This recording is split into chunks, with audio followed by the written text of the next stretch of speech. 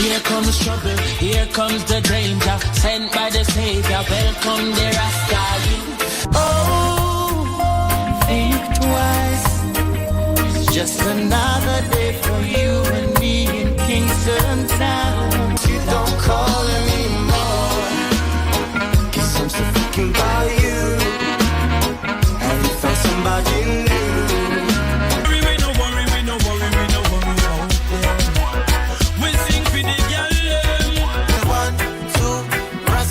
Passing through, hey, I keep it cool.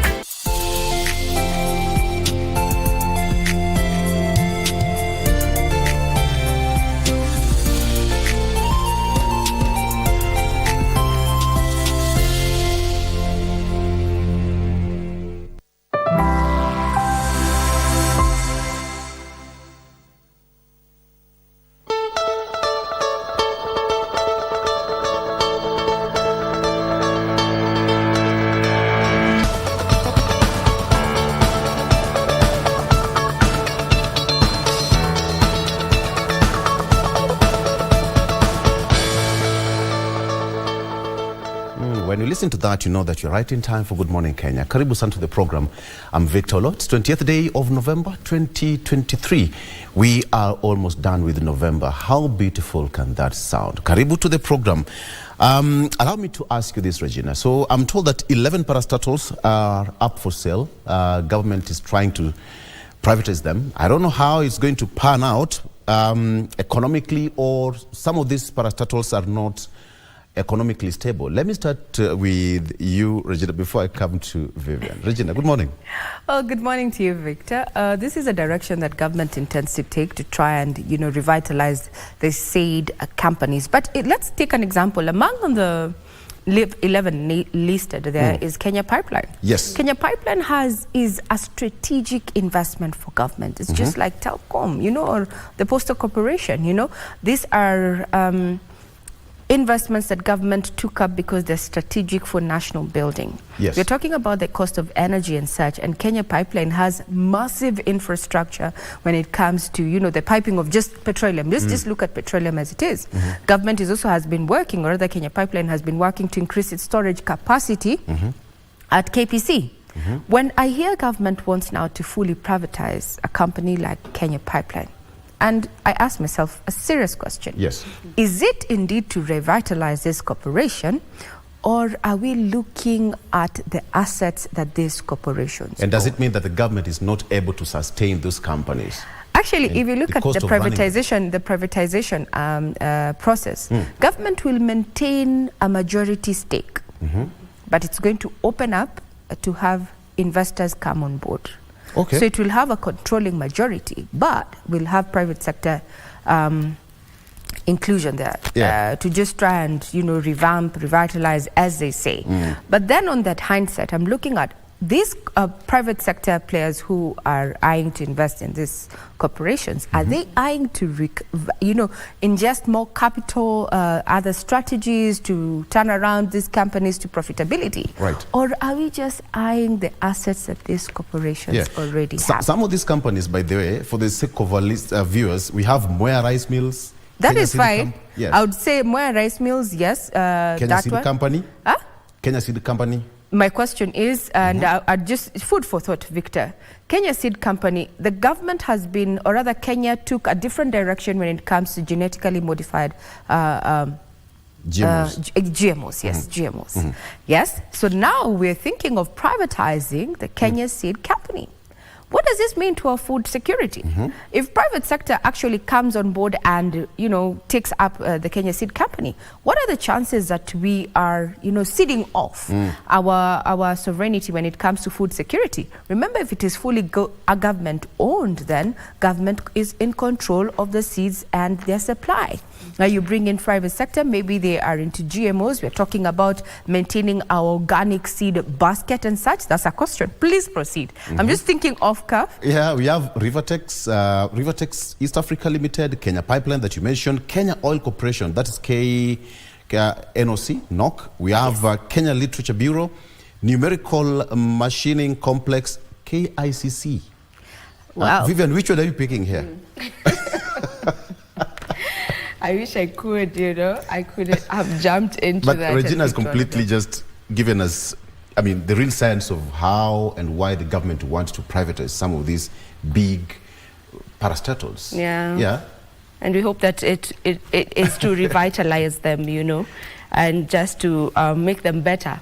We hope. All right. Now, away from that, we've also seen parents coming out to complain and dispute the just released examination results, the national examination results. And I don't know how that is going to pan out, we are going to be keeping up with that story just to see how that gets to how it unveils. Now, today being a Tuesday, it is a Health Tuesday, and we are going to be looking at diabetes. November is Diabetes Awareness Month, and as we come to a close of it, it is only right if we get to look at this particular condition, and we will be looking on how to manage diabetes. I will be joined by one Dr. Priska Mungla, who is a consultant physician diabetes specialist, and we'll also have a diabetes patient, type 1 patient in studio as well, and his name is Brian Eko Dere. You definitely want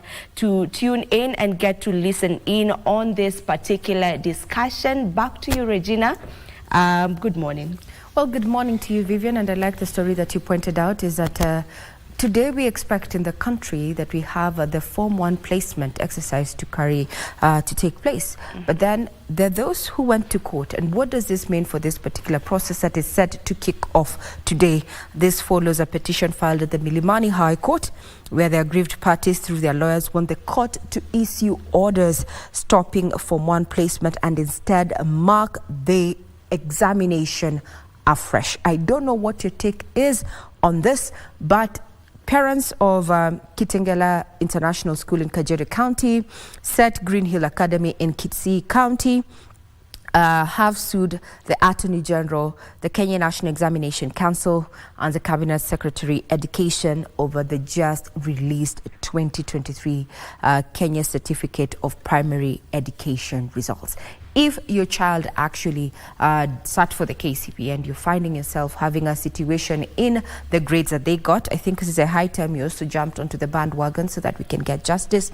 I know of a student who did not sit for sign language. I'm talking about my very own daughter, but she's been awarded marks on sign language, something she did not sit for. So that has already cast up aspersions and doubts to the marks that she got. So if she did not sit for a subject, why is she getting those particular grades? So then what happens if the Form 1 selection the process is to commence as predicted, which was supposed to be today? Let me just ask you a question. If a student is caught with a material during exam, that student's exam would be cancelled and they would be arrested. In this case, some of them have complained that including you, that your daughter received marks that she doesn't deserve. So what happens in this situation? That's a good question. Yes. Yeah. Because these are questions parents are really asking. I'm even saying asking. Parents are really questioning exactly what it is. It casts a lot of doubt in your child, and also they're also questioning, and when they question you and you do not have answer, you push the question to the school. The school now pushes the question to the examining body. So we need clear answers and a clear direction before we get into another murky situation that is Form 1 placement. True. That's my opinion entirely. Okay, now let's start off with a briefing in as far as matters news are concerned, is that county governments will now be forced to readjust their budgets and set aside an emergency kitty from their own shareable revenue fund to address the effects of the ongoing El Nino rains. According to State House spokesperson Hussein Mohammed, 10 billion shillings has been disbursed to counties and another equal amount will be disbursed at the end of the week. Moreover, yesterday's cabinet meeting resolved to form an ad hoc committee to be led by Deputy President Rigathi Gachagua.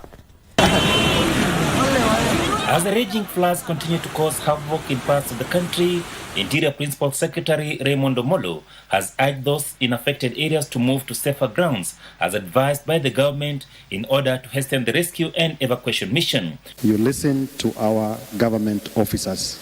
You listen to the instructions so that we move to safer ground. as we try to coordinate emergency efforts to support in the distribution of food, in evacuation of people who are marooned. And as we do that, as a national government, the county governments must also do their bit. Omolo said many in the affected areas continue to stay in risky areas as they guard their belongings, making it difficult to rescue them. He also wants the county government and other non-state actors to pool their resources around the national government efforts in ensuring timely solutions are found within acceptable timelines. The county governments must also do their bit because we serve the same people. And well-wishers and partners and non-state actors, we are also calling upon you to work together with us. Omolo spoke as he joined Majority Leader Kimani Ichung'wah and other leaders for funds drive for a church in Bondo. Starting with the lowest, who are the members of the county assembly, the members of parliament, the governors, and the president. They are our leaders, and we must support them, and we must allow them to deliver. Elsewhere, leaders from Ukambani region are now calling upon the national and county government to consider erecting a spillover on the Karunga Menga Dam. This, according to leaders, will prevent overflow from the dam as the El Nino rains continue wreaking havoc across different parts in the country. We have noticed that it does not have a spillover. So we requested that department to come back and provide a spillover.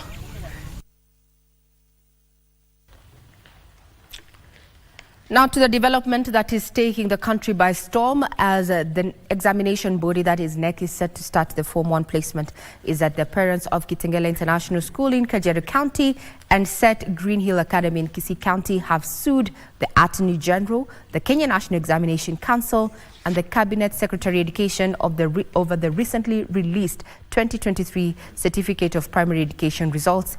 That the petition that was filed in Milimani. Courts, let's have a brief of what happened yesterday. A day after displaced candidates and parents of Kitengela International School in Kajiado County camped at the Kenya National Examination Council's Mitiani House headquarters over irregular marking of the KCPE examination, they have sought legal action at the Milimani High Court.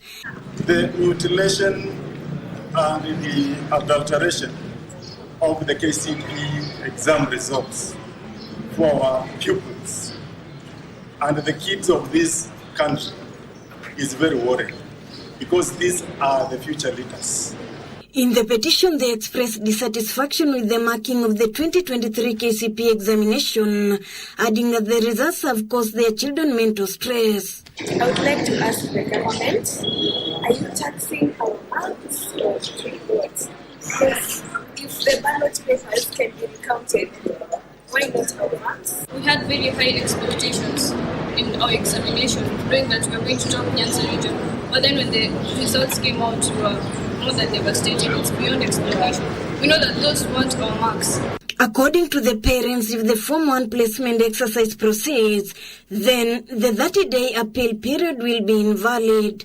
We as parents, we know the capacity and the abilities of our children.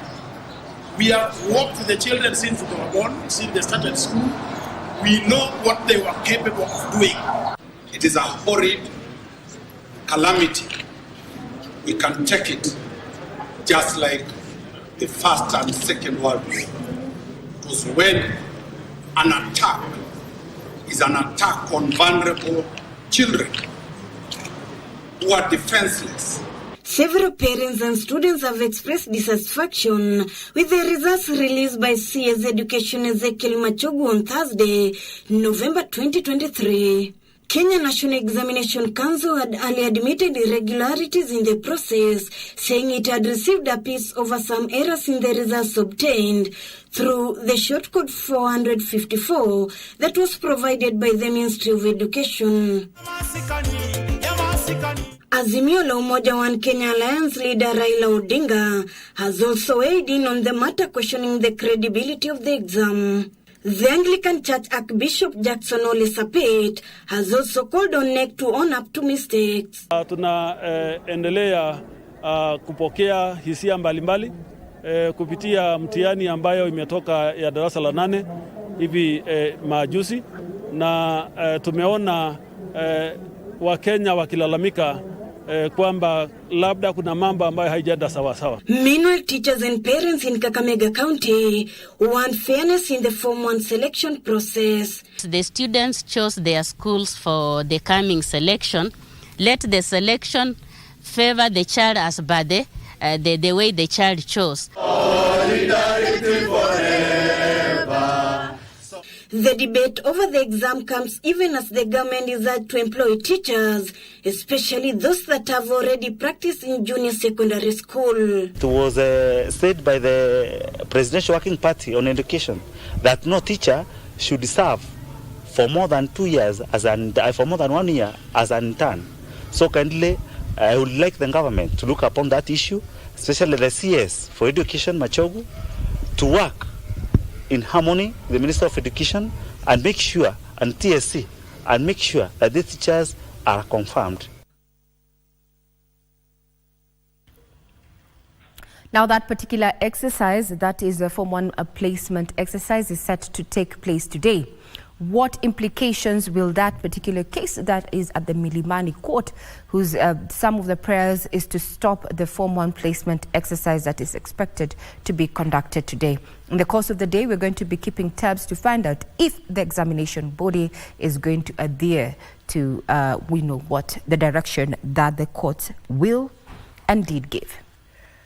Now, the government is accelerating the commercialization of research and innovation in the country. President William Ruto said the provision of incentives and scaling up of funding and innovation will expand opportunities for the youth. President Ruto, while officially opened this year's Kenya Innovation Week, said the government is also in the process of establishing a startup law to support and de-risk innovation. Commercialization of research is expected to promote the achievement of innovation, value creation and competitive advantage. Speaking during the official opening of the 2023 Kenya Innovation Week, President Ruto said the government is facilitating access to quality infrastructure, financing and training for youth to enhance inclusivity in innovation. Our programs to establish and accelerate the commercialization of research has accordingly taken off with the establishment of the network of entrepreneurial institutions of learning, providing a bold signal of our intent in this respect. He says the youth play a pivotal role in driving innovation, citing that youth-driven startups secured $700 million last year, positioning Kenya as a leading investment hub in Africa. Based on this, President Ruto says the government is promoting the innovative mindset from an early age through their competence-based curriculum. In economic transformation, it is important to scale up our funding for the commercialization of innovation to reflect our commitment. We are therefore taking measures to enhance the funding of our national innovation agenda from 0.8% of our GDP to 2% of our GDP. The head of state said the government has launched the Presidential Innovation Award to recognize the most promising innovations during the Jamhuri Day celebrations. He observed that this year's edition will consider submissions from all counties, covering food security and agriculture, digital transformation, healthcare, entertainment and gaming, climate action and green energy. We are also expanding the use of technology into our education. As I said, ICT hubs will come in handy. We are also expanding the use of technology and innovation into our agriculture. For the first time this year, we delivered fertilizer using a digital platform. Experimentation. Now, I have learned that in government, you don't experiment. You do by the book. But for us to thrive, we have to open the space in a way to be experimental. What doesn't work, we drop, but what works, we build on it. The commitment to innovation across public, private, research and academic sectors, and above all, the entrepreneurial spirit and talent of Kenya's young people. Delegates at the 2023 Kenya Innovation Week, a Commonwealth edition, are exploring innovation systems' key actors, potential for growth, challenges and existing opportunities. To politics, Azimio la Umoja One Kenya party leader Raila Odinga says he'll give his opinion of the National Dialogue Committee report this Thursday after a meeting with the Azimio leadership, including the coalition's parliamentary group. Raila said members of the Azimio coalition party will study the report before making a resolution. He was speaking in Nyamira and Kisumu counties, where he presided over the Orange Democratic Movement membership drive. Lakini imekoma kwa koo. Imekoma kwa koo, imekataa kuteremka kwa tumbo. Si unaona hiyo? Bado mpaka hii mwaka moja sasa, bado wanalaumu tu ile serikali ambayo ilitoka. Sisi tulipata nyungu ambayo ilikuwa iko tupu. Kulikuwa hakuna chochote.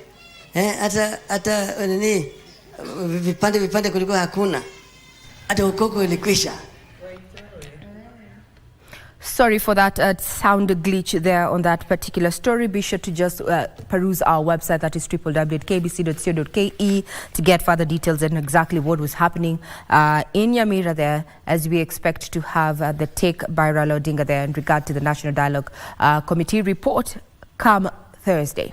Now, the Ministry of Labour says it has not received any complaint by employees from either Ashton Apparel, that's EPZ, or Mombasa Apparel EPZ Limited for termination of their employment contracts. Appearing before the Senate Committee on Labour and Social Protection to explain the government's position on the plight of workers from the two companies, Labour and Skills Development Principal Secretary Shadrach Modime said the employees whose employment contract had been terminated were paid their entitlements as per the law. Close to 8,000 employees of the two companies will lose their jobs when the entities close down on the 23rd of December, and they allege a plot by their employers to deny them their dues.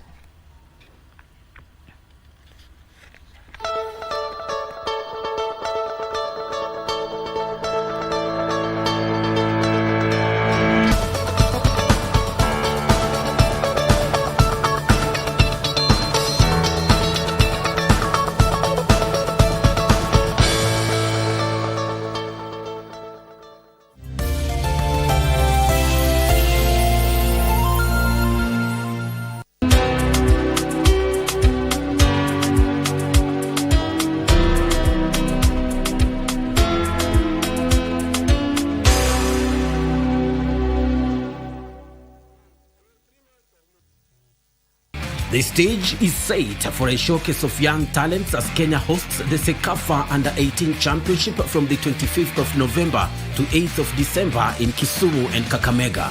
Kenya, Sudan, Rwanda, Somalia, Zanzibar, South Sudan and Uganda are battling for the title in the two-week tournament. The group phase matches are scheduled 25th of November to 1st of December. Then the semi-finals will be played on 5th of December and the final on 8th of December, all in Kisumu. Catch the matches live on KBC Channel 1, your true sports partner. From the dawn of independence to the present day, Kenya has journeyed with strength and determination. We celebrate Kenya at 60. As we mark this incredible milestone, KBC and Jamboree present an unforgettable celebration of culture, music, and awareness.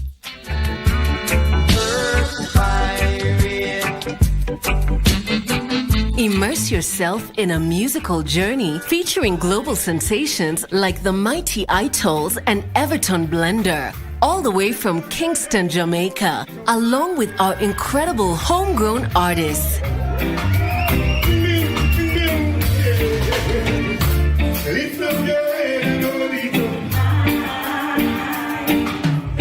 But it's not just about the music. Join us for a day of cancer awareness with free cancer screenings. In addition, we will have a fun-filled family day, including horse riding, bouncing castles for the kids, and a special tree planting exercise. Save the dates as we tour a county near you.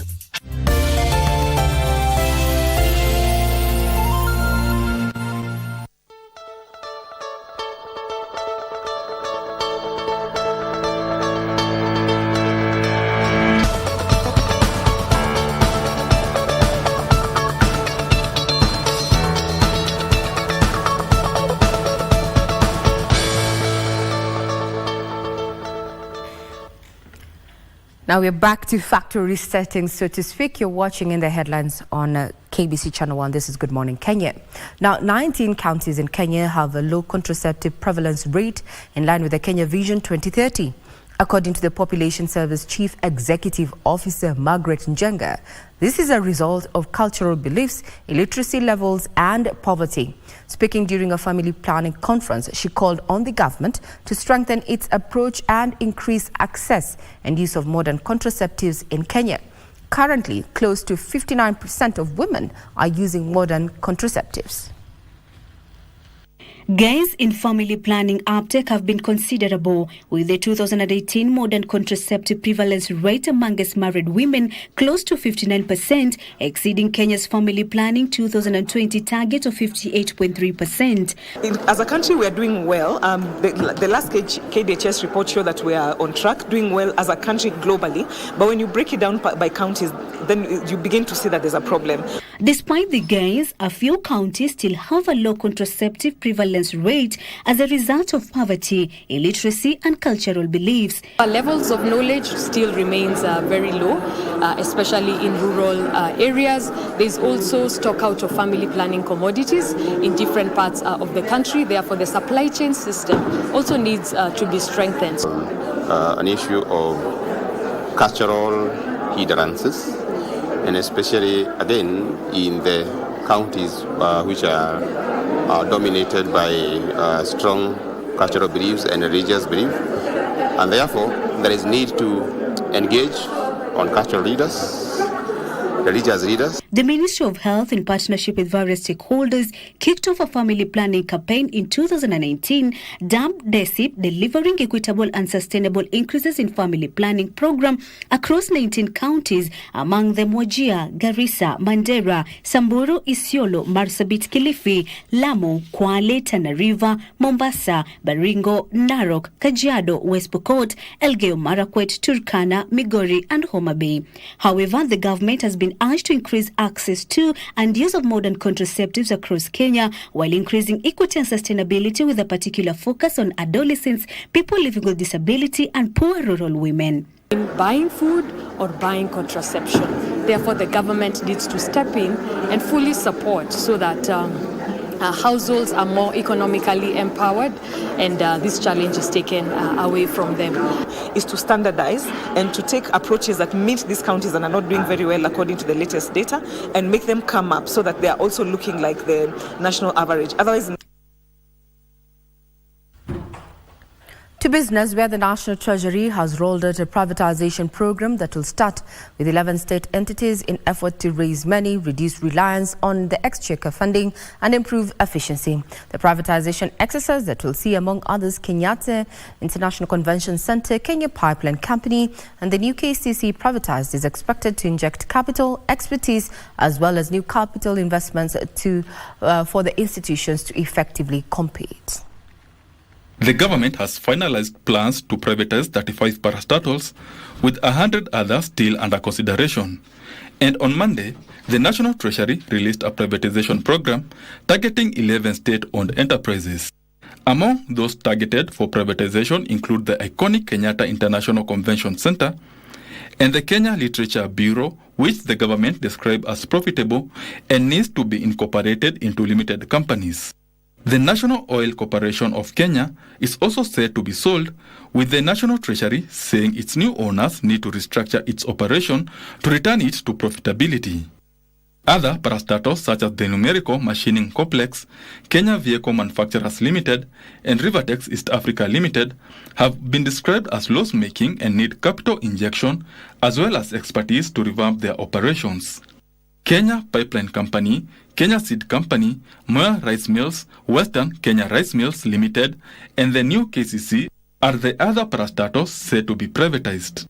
The privatization exercise comes a month after the privatization bill was signed into law, removing a requirement for Parliament to approve privatization of any state entity.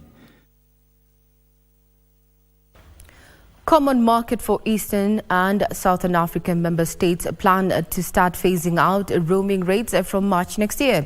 This is after COMESA has secured funding to kickstart the process that will offer residents lower calling rates. The Common Market for Eastern and Southern Africa has secured 1.3 billion shillings to create regulatory frameworks for phasing out roaming charges. The aim is to have harmonized roaming charges, or to reduce them, to take them to zero, so that when you are moving from one country to country, the costs of making a call is lower. Reducing the regional interconnection calling rates have been on the cards for over a decade, with actualization of the reduced tariffs set for March next year. Most of the East African partner states, that is Kenya, Uganda, Rwanda and South Sudan, we have been implementing, and already now we have Tanzania is now ready to implement. They have actually started implementing. COMESA says 29 countries have committed to ratify the regulatory policies that will guide and harmonize roaming charges. We are trying to now implement a uniform roaming regulation across the SADC region, but now it's been expanded to cover the whole tripartite region, which will be beneficial. If you go to any country, we are hoping that you will be able to get less roaming charges compared to what is pertaining now. Abolishing roaming charges is among factors that are expected to drive up intra-African trade by $9.2 billion annually within 5 years. I think that's a welcome move, especially when you're talking about moving as one regional bloc to increase trade as well as movement of people across the larger East African bloc, especially for East Africa.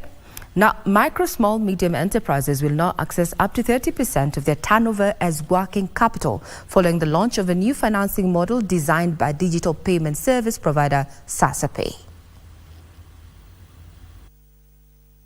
SasaPay is at the center. On one side, they are business leaders, the people with the capital who want to invest in businesses and invest it safely. On the other side is our merchants who are on our wallet, and our wallet capabilities include being able to auto-collect. So we are bringing these two parties together and telling them, I have a customer here who collects money through SasaPay. This is the data, this is how much they get paid, and they want to grow by X%. So based on their collection, we score them and they get a limit of how much they can get from the lender. The lender puts in the money, the business grows, and when the loan is due, we help the business to collect it from the merchant automatically. Now we cross over to sports, where the national soccer team Junior Stars will face Rwanda today in their second Group A match of the ongoing CECAFA Under-18 Boys Championship at the Jomo Kenyatta Stadium in Kisumu. In another match, Somalia will take on Sudan at the same venue.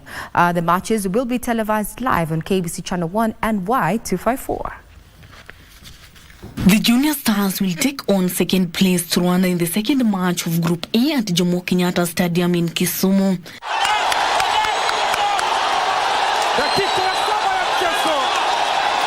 Rwanda defeated Somalia 1-0 in the opening match of CECAFA Under-18 Boys Championship and the second in the group with 3 points.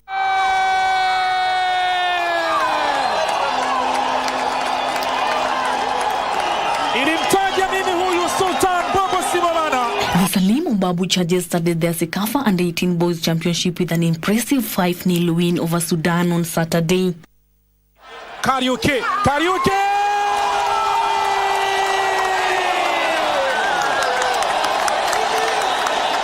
Kenya now leads Group A with 3 points ahead of Rwanda on goal difference.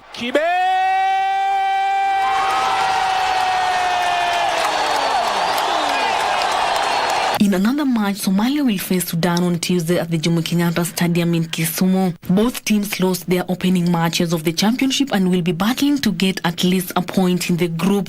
All semi-final matches and the final will be played in Kisumu. The matches will be televised live on KBC Channel 1 and Y254. So are you wondering exactly what time these matches are going to be showing on KBC Channel 1 and Y254? That's an incentive enough for you to log in onto our website, that is www.kbc.co.ke, to find out more. But I can tell you one thing for sure, it's going to be live and it's going to be in this afternoon. I'm Regina Manyara. I leave you in the capable hands of my colleagues Victor and Vivian as they take you through the rest of the programming that is under Good Morning Kenya. Have a pleasant day.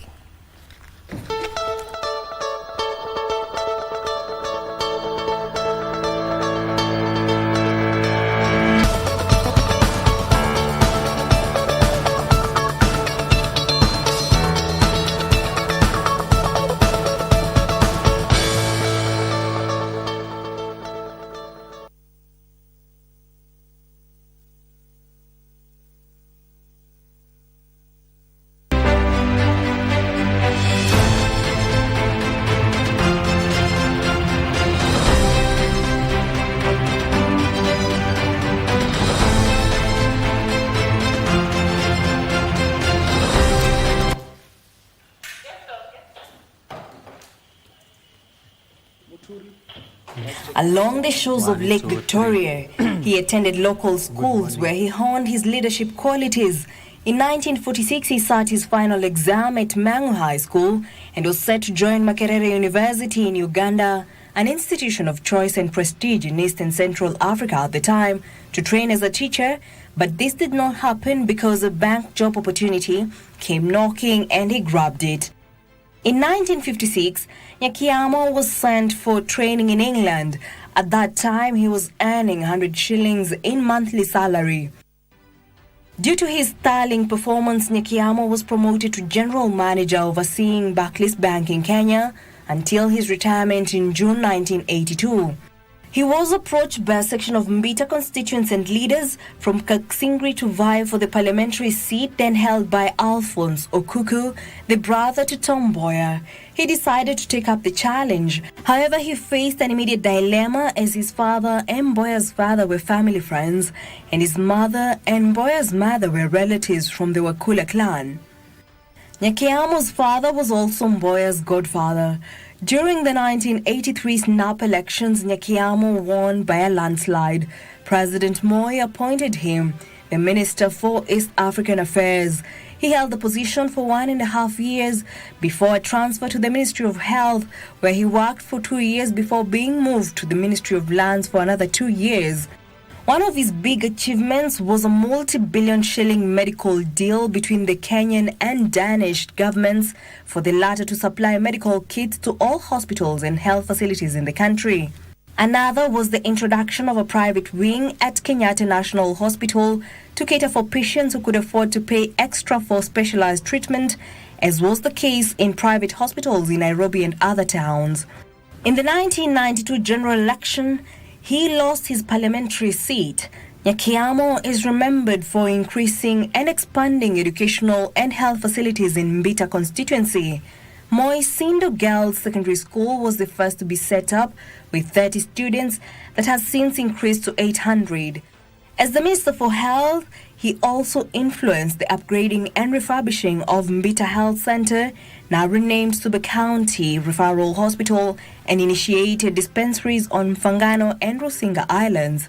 He also led a serious campaign to have his Suba sub-tribe recognized and a district for it carved out of Homa Bay District. He serves as a trustee of the National Fund for the Disabled of Kenya. Jackie Wambiru, The Cabinet.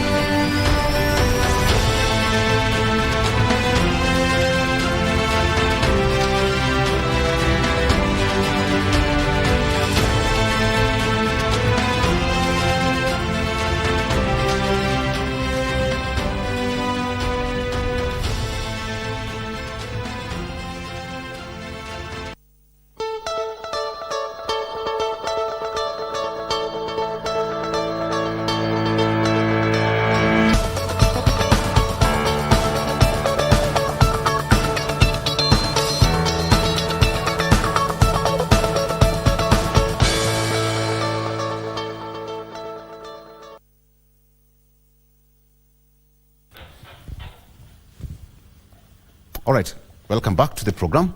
It's 7 minutes past 7 a.m. Karibu sana to the program. It's now time for People and Politics, and as usual, we're going to serve you what's been served on the political plate. Good morning. But right about now, as usual, taking through the traffic situation in the city, but my guest tried to beat the traffic. I've got Naftali Nyamongo. Welcome to the program. Good morning and hello viewers. Ukoaje? Thank you. Niko sawa kabisa, Victor. Good to see you. Good to see you too. Yeah. All right. And I also have Eric Muturi joining me on set again, for the first time, not again. Eric, karibu sana to the program. Asante sana. Good morning to our viewers. Good morning. I'm always happy, you know, when you're within the precincts of this place, you feel very comfortable. And I'm glad to join the viewer this morning. Are you comfortable? Good morning. Are you comfortable? Yes. I feel like I'm about to take off. Okay. My question to you, gentlemen, did your expectations, were they met during the report, on the report for the bipartisan talks? Let me start with you, now that you're feeling comfortable. You can start with that. Thank you, Victor. On the issue of bipartisan, it's always important to remind Kenyans a bit of history, that this is the 4th bipartisan talk this country is having. You know, we started with the Moi era, went to Kibaki. During Uhuru's time, we had handshake, and now this time we have something called bipartisan. As to whether or not it met my expectation, the question is this. From March of last year, many Kenyans lost their lives as a result of the issue of the cost of living. Yes. And I think the larger question is, for the person or for the viewer watching us this morning who lost a loved one, or who lost a relative or a friend, did those talks and the results meet the expectations? Do you feel that your kin passed on and now you're better off in terms of the outcome of the discussion? Do you feel like there was a sacrifice, you made the ultimate sacrifice for what it is that we have achieved today? I think that's a better question, because then it puts into context. You know, sometimes when we talk about maandamano, we talk about a culmination of the after talks. The real question is, especially for the issue of cost of living, amongst the 5 issues that were listed and subject for discussion, cost of living somehow was hidden to the last pages under Article 43, so they are on economic and social rights. In terms of whether or not it met my expectations, I think it didn't. It was below par, but nevertheless, what is good for the goose must also be good for the gander. And in this case, who is the gander now? Nyamongo, who is the goose and who is the gander in this concept? Yeah. The people of Kenya have won. Do you know what? When you look at the freedom of expression that the people of Kenya have been given under the Constitution of Kenya, the bipartisan is one of the platform that gave the people of Kenya the voice to sit down and dialogue. Because whenever there is an issue of public concern, dialogue is very paramount. And this dialogue was now executed by our representatives from both sides. So the people of Kenya have won as far as the Bill of Rights is concerned. The Bill of Rights is a huge thing in our constitution. Rights and fundamental freedoms. Yes. You know, whenever there is an issue, if Naftali Nyamongo says that this road is not the best way, I have to be given that opportunity to express my views. And that is what has happened at Bomas of Kenya. So from where I sit, I am happy also, and I'm glad that we were given a chance to express. Whether it is a full agreement or a partial agreement, I rejoice. All right. Just hold it there. Let's go to the traffic before you leave your house. Okay, let's take a look at what's happening on the roads as usual. Let's start with, of course, Capital City. Capital City, so far so good, looking okay. Which road is this one now? Wayakiwe, looking okay. So far, I don't think there's any accident or incident along Wayakiwe coming into the CBD all the way past ABC Place, getting to around Westlands Roundabout, shopping center there, about coming to Museum Hill and ultimately into the CBD, looking pretty fine. You just have to come to work. That is not so good when you go towards Thika Road. Thika Road, the superhighway, usual culprit. That's what happens. I don't know what usually happens at this point. Sijawahi elewa. Okay, that's what you usually say. That goes towards Kiambu Road, towards DCI. But again, today it looks not so bad. I think because schools are closed. The traffic situation is around Kenyutali Hotel coming all the way down to Pangani Shopping Center. But after that, it's moving all okay into the CBD. What about those guys using Mombasa Road? Mombasa Road, so far so good. You have nothing to worry about. All those guys coming from Mayakos to Kitengela, from Kitengela coming into the CBD. Okay, so far so good. What about Langata Road? LA, so far, iko sawa? Yeah, I think it's still early. So if you're in Nairobi, make your way to the CBD. Okay, Mombasa, looking pretty fine. All the side of, coming all the sides of Makupa, the Causeway, looking okay into the CBD. What Mombasa, good morning. There you go. And looking okay. Again, the side of the ferry channel, slightly busy, but not that bad. Not that bad. What about the last point here? Yes, this is the new Nyali Bridge. Today it looks good. Kwani watu wameenda wapi? I don't understand. Are we the only early risers here, Nyamongo and Eric? Are we the early risers? I don't understand. Mombasa looking fine. Finally, let's head to Kisumu City. Kisumu, good morning. Looking pretty fine as well. And outside, heading towards Aero, so far so good. Kuna shida huko. Kuna shida. Everything's just fine. Coming to Kondele, around about the headquarters. If you know, you know. KDF. Oh yes. That's where they call it barracks. Eric, you know the name barracks, where it comes from? No, please. Kondele. Nyamongo will tell you after the show. Okay, so far so good, looking okay. That is what it looks like in the major cities across the country. Okay, so let me take you through the front page of the Star newspaper. Raila calls crisis meet as Azimio split over report. Raila calls crisis meet as Azimio split over report. Individual MPs from Odinga camp have termed it underwhelming. And so far, it does not address lowering the cost of living. Eric, you must be a happy person. Were you the author of this headline? No. I think because you said the cost of living is not captured in that report, and here we have it on the front page of the Star newspaper. There you go. Eric, go ahead. What's the front page? I think we had a meeting of minds with the editor of that newspaper. Clearly. Because the reality is what led people to go to the streets, or rather led by Azimio, was the major issue of cost of living. And you have seen Mother Karua has said that for the simple reason that the cost of living is not in that report, or rather was not substantially captured, she does not support those talks. We also saw the bolting of Eugene Wamalwa, who Ishongwa, the majority leader, accuses of having lied he was going to Kinshasa, and made, I think there either was no flight, or for some weird reason he did not make it to Kinshasa.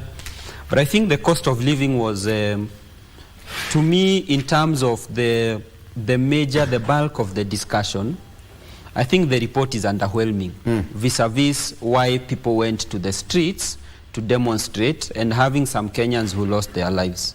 Okay. Nyamongo, Naftali? Raila calls crisis meet as Azimio split over report. Is it underwhelming as far as the cost of living is concerned? Yeah, you see, the cost of living was one of the items. Was one of the items. So when you single it out as superior than the other items, then you get it wrong. Remember, not all items could come out with the full agreement. And as far as I'm concerned, the cost of living has been dealt with heavily by the Kenya Kwanza. Because the cost of living, as far as the government is concerned, is not a short-term agenda or policy. It is a long-term, where production and value addition has been what? Contemplated. So from where I sit, the reason why you see scanty details about the cost of living is because, honestly, the government is working on it. What if we put it this way? Is it going to be used as a political stepping stone? Because if you solve the issue of cost of living, then it means that everybody is going to relax. There will be no political fertile soil for the politicians to, to step on, to cultivate, to politic, and to talk. This is going to be their talking point for the next couple of months or even years to come. By who? By who? By the political class. Is it going to be a political steps? By who? By the Kenya Kwanza or the Azimio case? By who? Azimio. By Kenyans? Azimio. Both sides. Because if you had what Kamiani Shungo said, Ndini Nyoro talked about it over the weekend, he said that nothing to do with cost of living was captured. So it's already a political fodder for all of them. You know, Victor, yes, part of the challenge with the cost of living is that it is always a moving target. You cannot locate it. We saw the CS the other day going to supermarkets to check on the price of unga. Then you also saw reports that after he left the supermarkets, there were reports circulating that those were actually promotions and were not the actual cost of unga prices. My point being, cost of living is, you know, like when you dribble, when you're playing football, yes, and you're dribbling, just when you get to the goal shifts. So always, you'll always be playing against a moving target. So in terms of the issue of cost of living, it is, if I was in opposition, it is one of the best issues to hold on to. Why? Because it is not possible. Today when you solve the price of unga, tomorrow we move to the price of fuel. When you solve the issue of price of fuel, tomorrow we'll go to the cost of fertilizer. When you sort the issue of cost of... So my point is that, unfortunately, when it comes to cost of living, there is no silver bullet that can cure the issue of cost of living to come down. Because what will happen ultimately is that when you solve the issues of food, then you go to the issues of education. Okay. And I agree with him that in terms of cost of living, there needs to be a long-term plan and a long-term view. But in terms of being fodder for politics, then you cannot solve that issue so long as it is a political issue. Let's narrow it down and talk about the issue of scrapping of the housing levy. What was so hard in doing that, Naftali? Just to scrap it off completely and say we're not going to have it, and that remains as that. Okay, number one then, we should look at what were the benefits of it. The projected, the estimated value of that thing. Was it going to work for us? So then, by us compelling the bipartisan to pull it down, will it also work for us? You see, any nation anywhere, a nation cannot grow without money. And this money is from the people. And the money from the people is what we call what? Tax. Developed nations globally, they are at the current position because people use their money to fund government projects. The government cannot use any other money apart from what it gets from the people themselves. So if we deny our government that backup from our personal perspective, as far as tax is concerned, then it means we are demoting the very government which we have acknowledged in our constitution and the laws established. Okay. Let me take you very quickly on the front page again, still on the Star. Kenya Pipeline and KICC among 11 state farms line up for sale. Nyamongo and Eric, if you have some saving somewhere, you can. I think it's, you can run and get one for yourself. Yes, you know, if you have resources now, is the best time to start seeing which parastatal best suits your investment interests. Yes. You know, there is Kenya Pipeline that is on offer. So long as we live in this country, we'll always consume fuel. Yeah. You know, there is a Mwea rice millers. I saw it's also on offer. But most interesting is I've also seen KICC is on offer. And the reason why I say that is very interesting is because Kenyans have a history with KICC. You remember when the NAC government took over in 2002, one of the first things they did was storm KICC, because there were people who had actually made houses out of that monument, and especially during the KANU regime. And reclaiming back KICC was a tall order. But now I can see that it is also up for sale. Yeah. And this is to say, some of those parastatals consume a lot of money from the taxpayers. And in return, they do not offer any valuable services. But there are also parastatals that don't make a lot of money, but are of strategic national interest. For instance, Kenya Seed Company. You know, there are people went to court. There is a time government had allowed the issue of GMO. People went to court, and that I think is still undergoing the normal court process. But you need quality control. You know, as a country, we need to determine the kind of food that we are going to eat. And therefore, some of those parastatals are very strategic. They might not necessarily make money for us. I think it's important that government adopts the view that it's not every parastatal that does not make money that needs to be shut down. Some of them are of strategic interest to the welfare of Kenyans. Perfect. On the front page of the Daily Nation, court suspends new health plan. Court suspends new health plan. Petitioner argues that it is illegal to deny Kenyan services for failing to register for the fund. And now, the judge halted the process, saying that a judge yesterday granted orders halting the implementation of the Social Health Insurance Fund Act, the Primary Healthcare Act, and the Digital Healthcare Act, dealing a blow to President William Ruto's push to effect the new health plan that seeks to make it mandatory for every family to contribute a percentage of their income to the fund. Court suspends new health plan. That's on the front page here. Raila queries KCP integrity as parents sue. We have got a number of parents here and students who went to court yesterday suing the Attorney General, the CS for Education, as well as the Examination Council. That is over 200 students, parents and students as well, from pupils from Set Green Hill Academy, Kitengela, and etc. They went to court. Raila up. That is Raila queries KCP integrity as parents sue. Up for sale. State seeks to privatize 11 parastatals. We've handled that. But on the front page of the Daily Nation, Nyamongo, court suspends new health plan.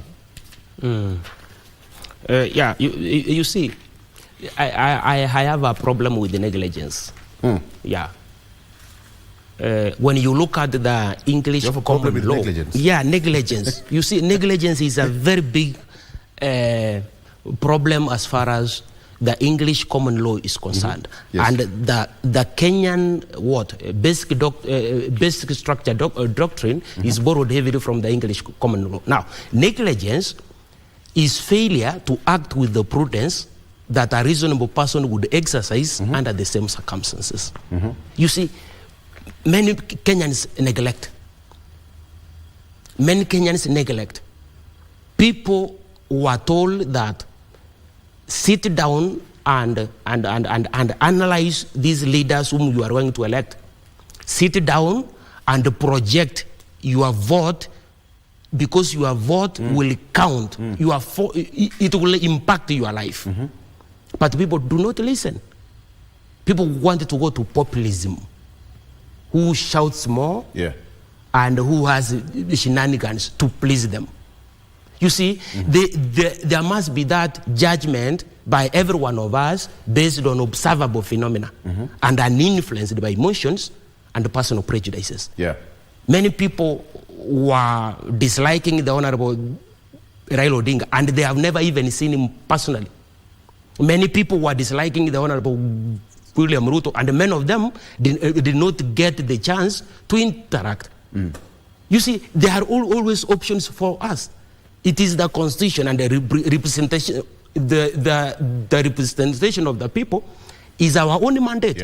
So this is the consequences of our own choices. But let me tell you, when you read a memo by George W. Bush, he talks about choices, consequences, and comebacks. That choices have consequences. But out of these consequences, there is always comeback. So it is time for the people of Kenya to sit down and see where did the rain begin beating us, so that we can recall. Why? Article 1 of the Constitution envisages sovereignty of the people. What does it mean? When you see sovereignty and sovereign, there is no difference. The only difference is sovereignty is a noun, sovereign is an adjective. But in whichever way, sovereign means independent. We are independent. Sovereign means self-governing. We are self-governing. Sovereign means autonomous. Autonomous means we are not controlled by outside forces. It is us who put the government there and who can eliminate it. And we have two ways. One is directly. Two is through our representatives. So if our representatives, the legislature, fails us, then the people of Kenya have that power or right to give orders and make decisions directly. But when we do it directly, it is not mass action. Mass action is different from demonstration. In fact, mass action has not been contemplated in our laws. Mass action is a theory which is found in sociology. What we have in Article 37 are, number 1, assembly. Number 2, demonstration. Number 3, picketing. And then number 4, presenting petitions to public authorities. Yes. An example to present petitions to public authorities is like now the bipartisan, where you have mediation. Yes. But the bone of contention here, in all these aspects, you have to be non-violent. Why? The words which the framers of the Constitution of Kenya uses is peaceably and unarmed, meaning depicting the posture of non-violence. Non-violence is that is the use of peaceful means and not force to bring about any change in a society, especially social and political. So we have the chance to either take this government back home directly or wait to use now our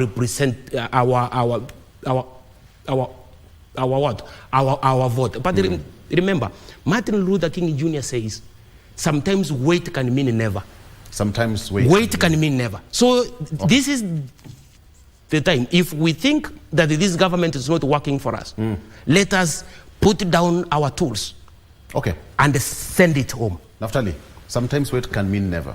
All right. So for us not to be in that state of Martin Luther, let's take a break so that we don't say never. We'll be right back. Stay with us.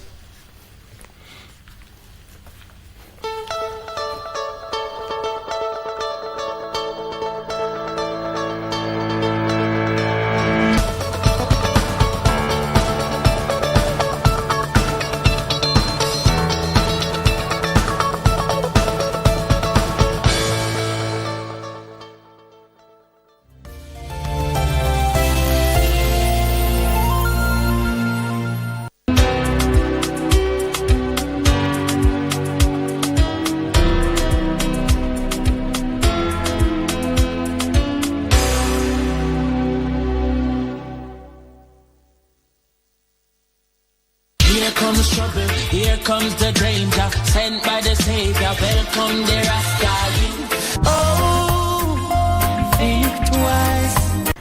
Childhood mortality, or in simple terms, childhood deaths, is an indicator of a society's or a nation's well-being and socio-economic status. From this report again, we see that there is high male-female mortality compared to female.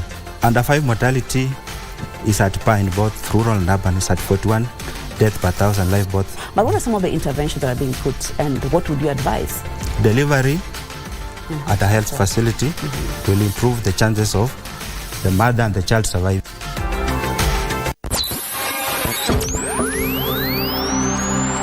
Pindi tunapowasha vifaa vyetu, tunapata fursa ya kutangamana na wasikilizaji wetu. Karibu sana thĩinĩ wa tabarĩra ya Rwiga. Tunapeperusha utangazaji uliobobea katika habari, nĩ ũndũ wa macio na mangĩ maingĩ, burudani, haha nĩ harĩa tũkoragwo tũkĩigua nyĩmbo mwaki nyĩmbo hota na hamasisho la kiroho. Usiachwe nyuma. Jiunge nasi kwa safari ya kufana katika 99.5 FM. Soro FM. Soro FM.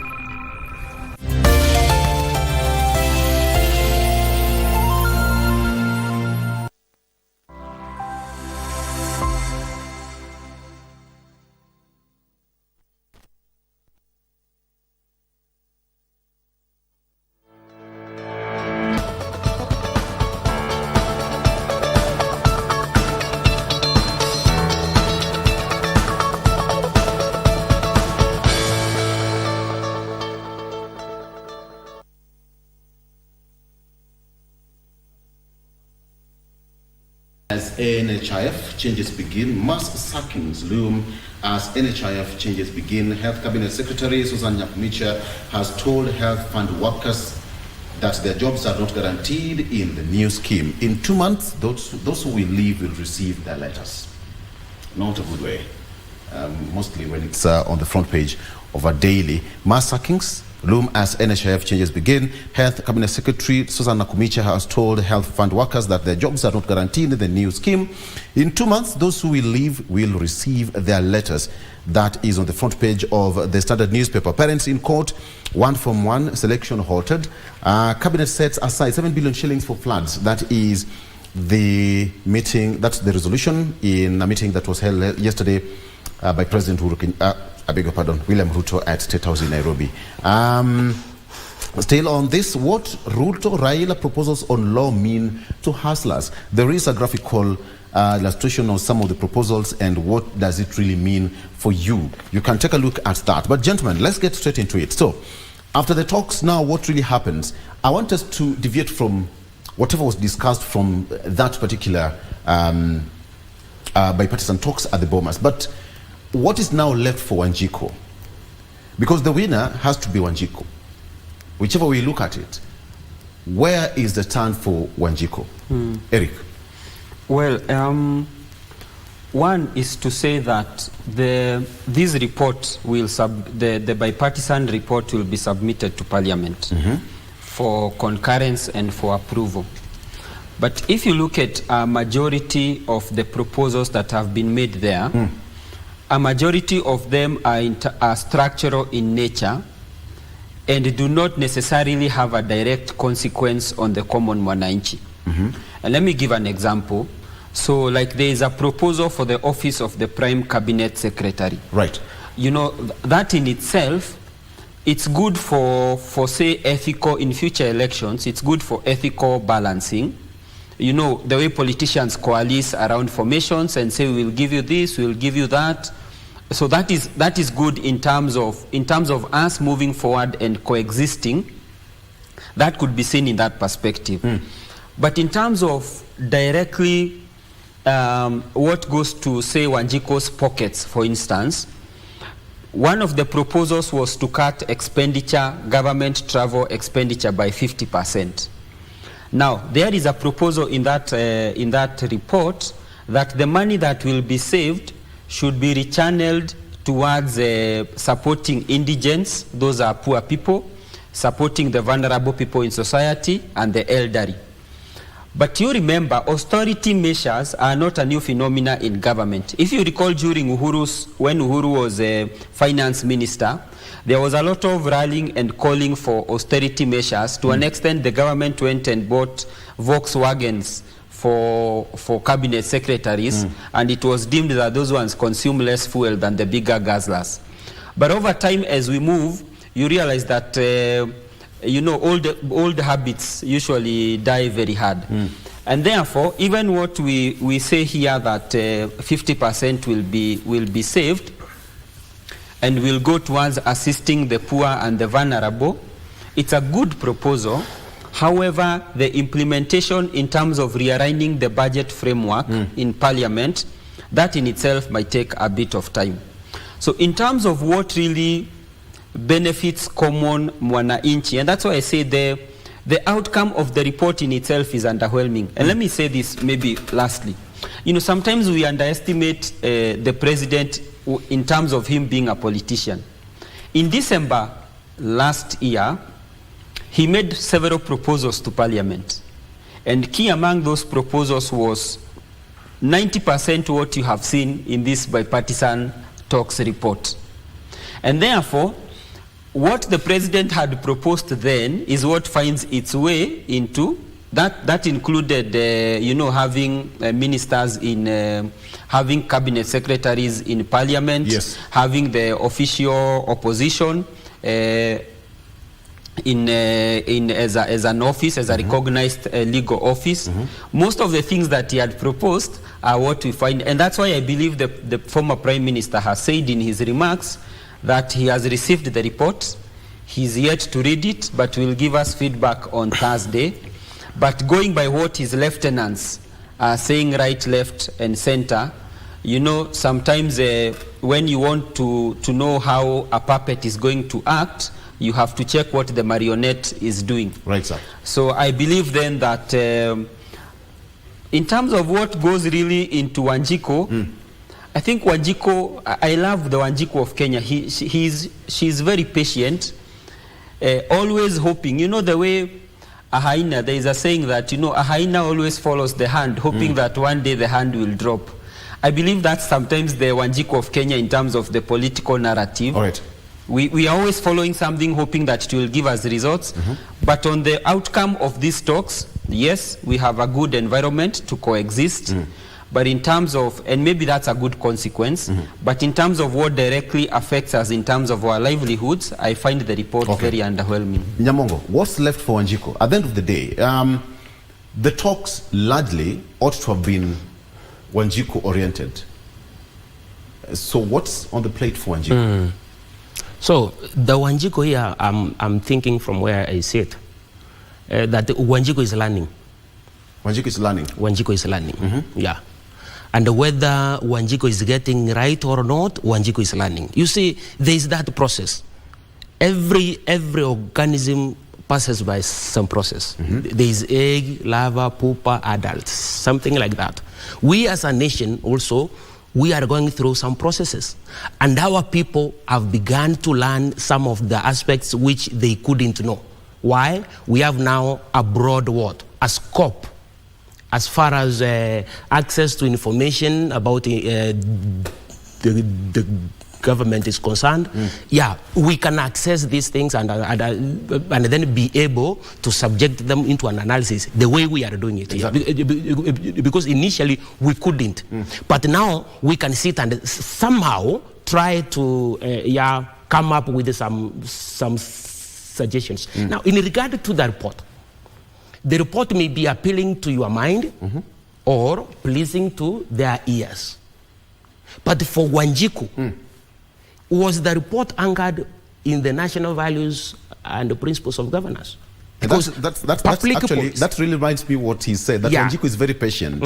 For those number of months and days and number of sittings they had, Wanjiku was waiting to see how that talk is going to impact his or her life directly with some kind of immediate sense of urgency. But what do you think right now is running through the mind of Wanjiku? That's my question. You see, Wanjiku is learning. And the process of learning here is about public policies. Whatever you have had at Bomas, at long last, it has to be structured into policies. So that now it can become a plan of action for the government. A government cannot operate without a policy. But a major aspect of public policy are the people, through public participation. So were the people given the opportunity to go there and air their views? Or will the people be given an opportunity during the presentation of these views in Parliament to also give their weight behind it? That is what we call national values and the principles of governance. What do you foresee? Of course, I see people being called and invited, come, we discuss, but at long last, there are some few people who will sit down and come up with their own view at long last. Remember, I had indicated earlier that the BBI, which we were given as the people, was not the real BBI, which was intended by the decision makers. There were two documents. One was hidden, one was given out. Believe you me, Victor, Victor, this is Kenya and we know how it operates. Do you have these copies? So let me give you what. I'd love to see the original. So the Bomas of Kenya thing, yes. The Bomas of Kenya thing, they are the main drafters. We have the main drafters hidden. So whatever they are giving to the public is what they want the public to know. But at long last, if they find an opportunity now, they will come up with their own bipartisan view and objectives. Whether it will give relief to Wanjiku, I don't know. But let us keep on learning that whichever the case, it is the people of Kenya that have been vested the power, the sovereign power. All sovereign power belongs to the people of Kenya and it shall be exercised only in accordance with this constitution. Okay, I like what you put it, but Eric, on the political aspect, Wanjiku is learning, Wanjiku is patient, but now what is the political weight that this has? Remember, Raila Odinga is going to have a meeting today and tomorrow and make his, he said, I've not read the report, so give me time, I'm going to read it, then come up with my resolution. On the other hand, the president says that I will implement to the last point the report from that bipartisan talks team. What are you trying to read from these two gentlemen? There is a game called the game of musical chairs. where you rotate chairs until finally one person is left sitting. Oh, the German roulette. Yes, and the others are left standing. I think Kenyan politicians have mastered the art of playing that game with the Kenyans to an extent that at the end of the day, it is the politician who is left seated and Kenyans are left standing.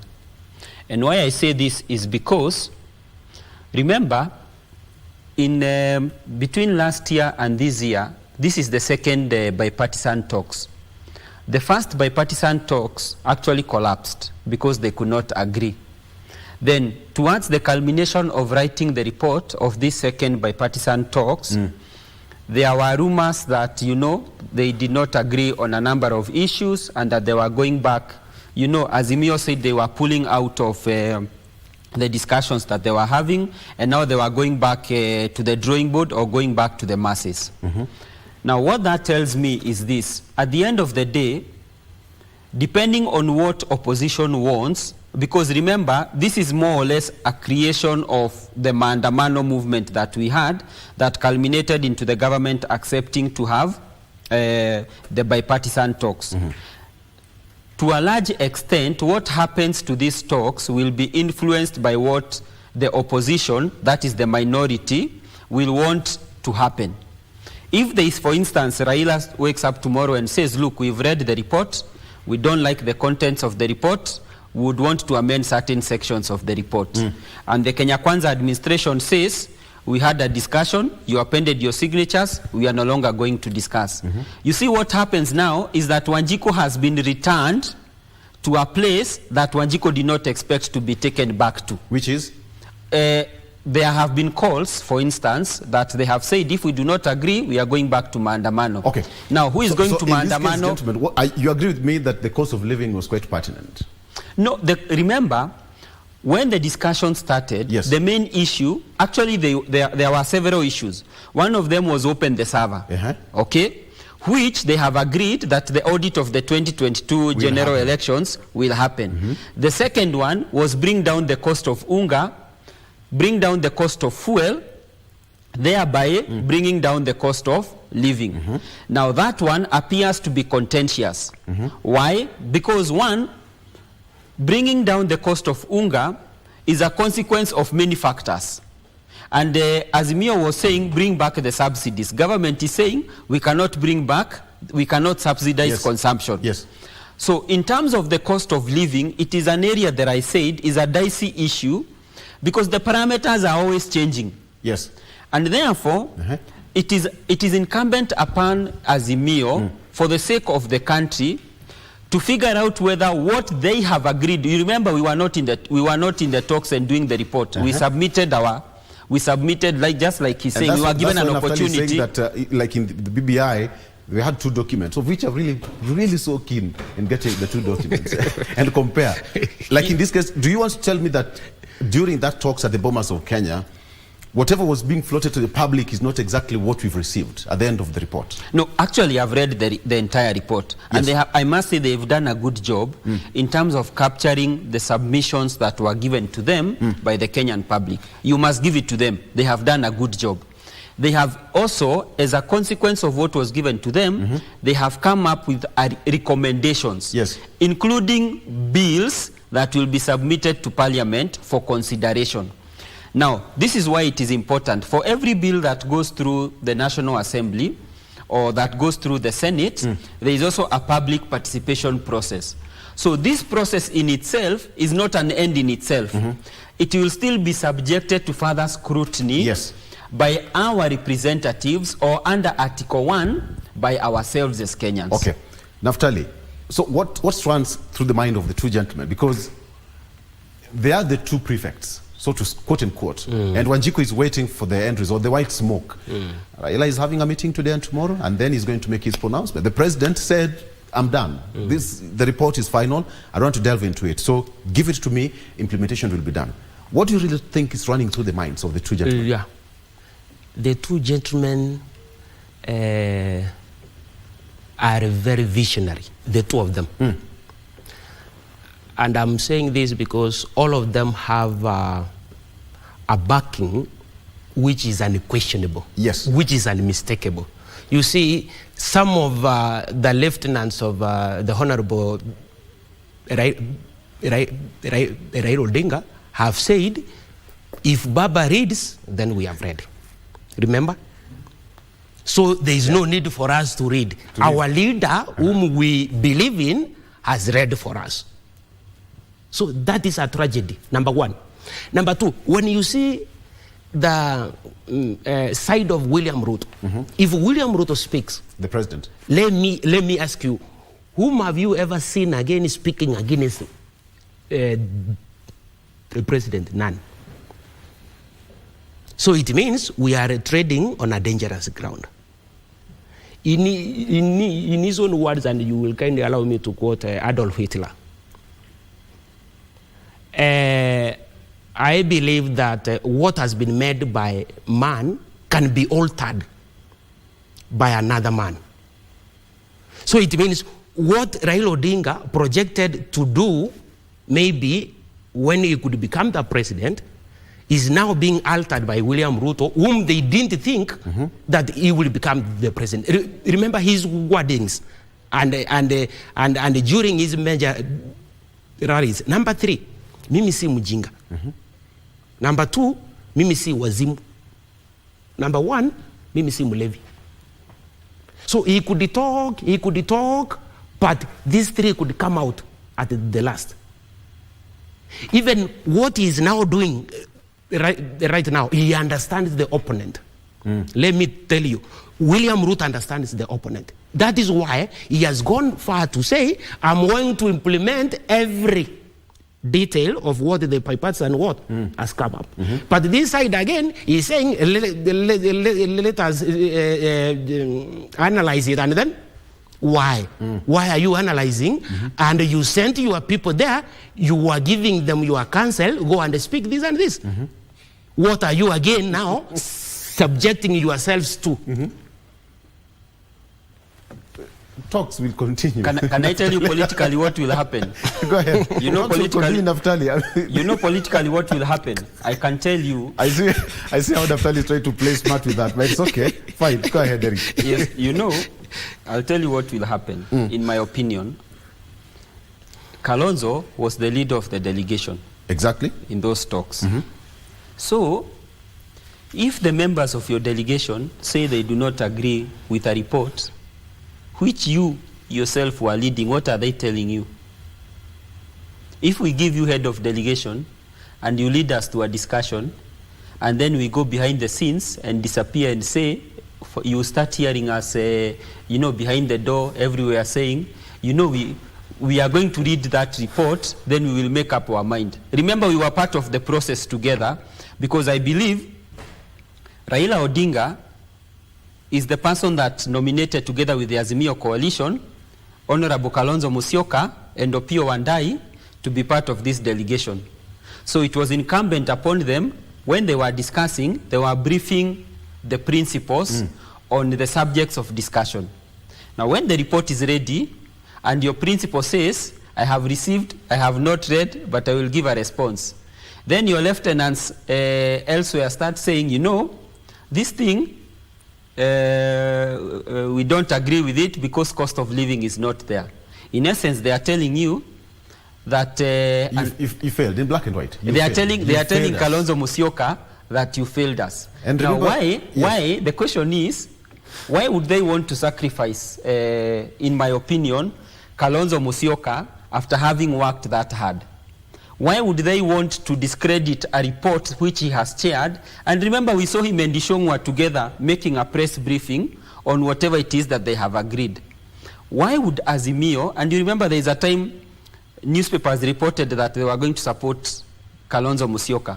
It did not even take more than 2 days for the lieutenants to come out and say, we were misquoted, that is not what we said.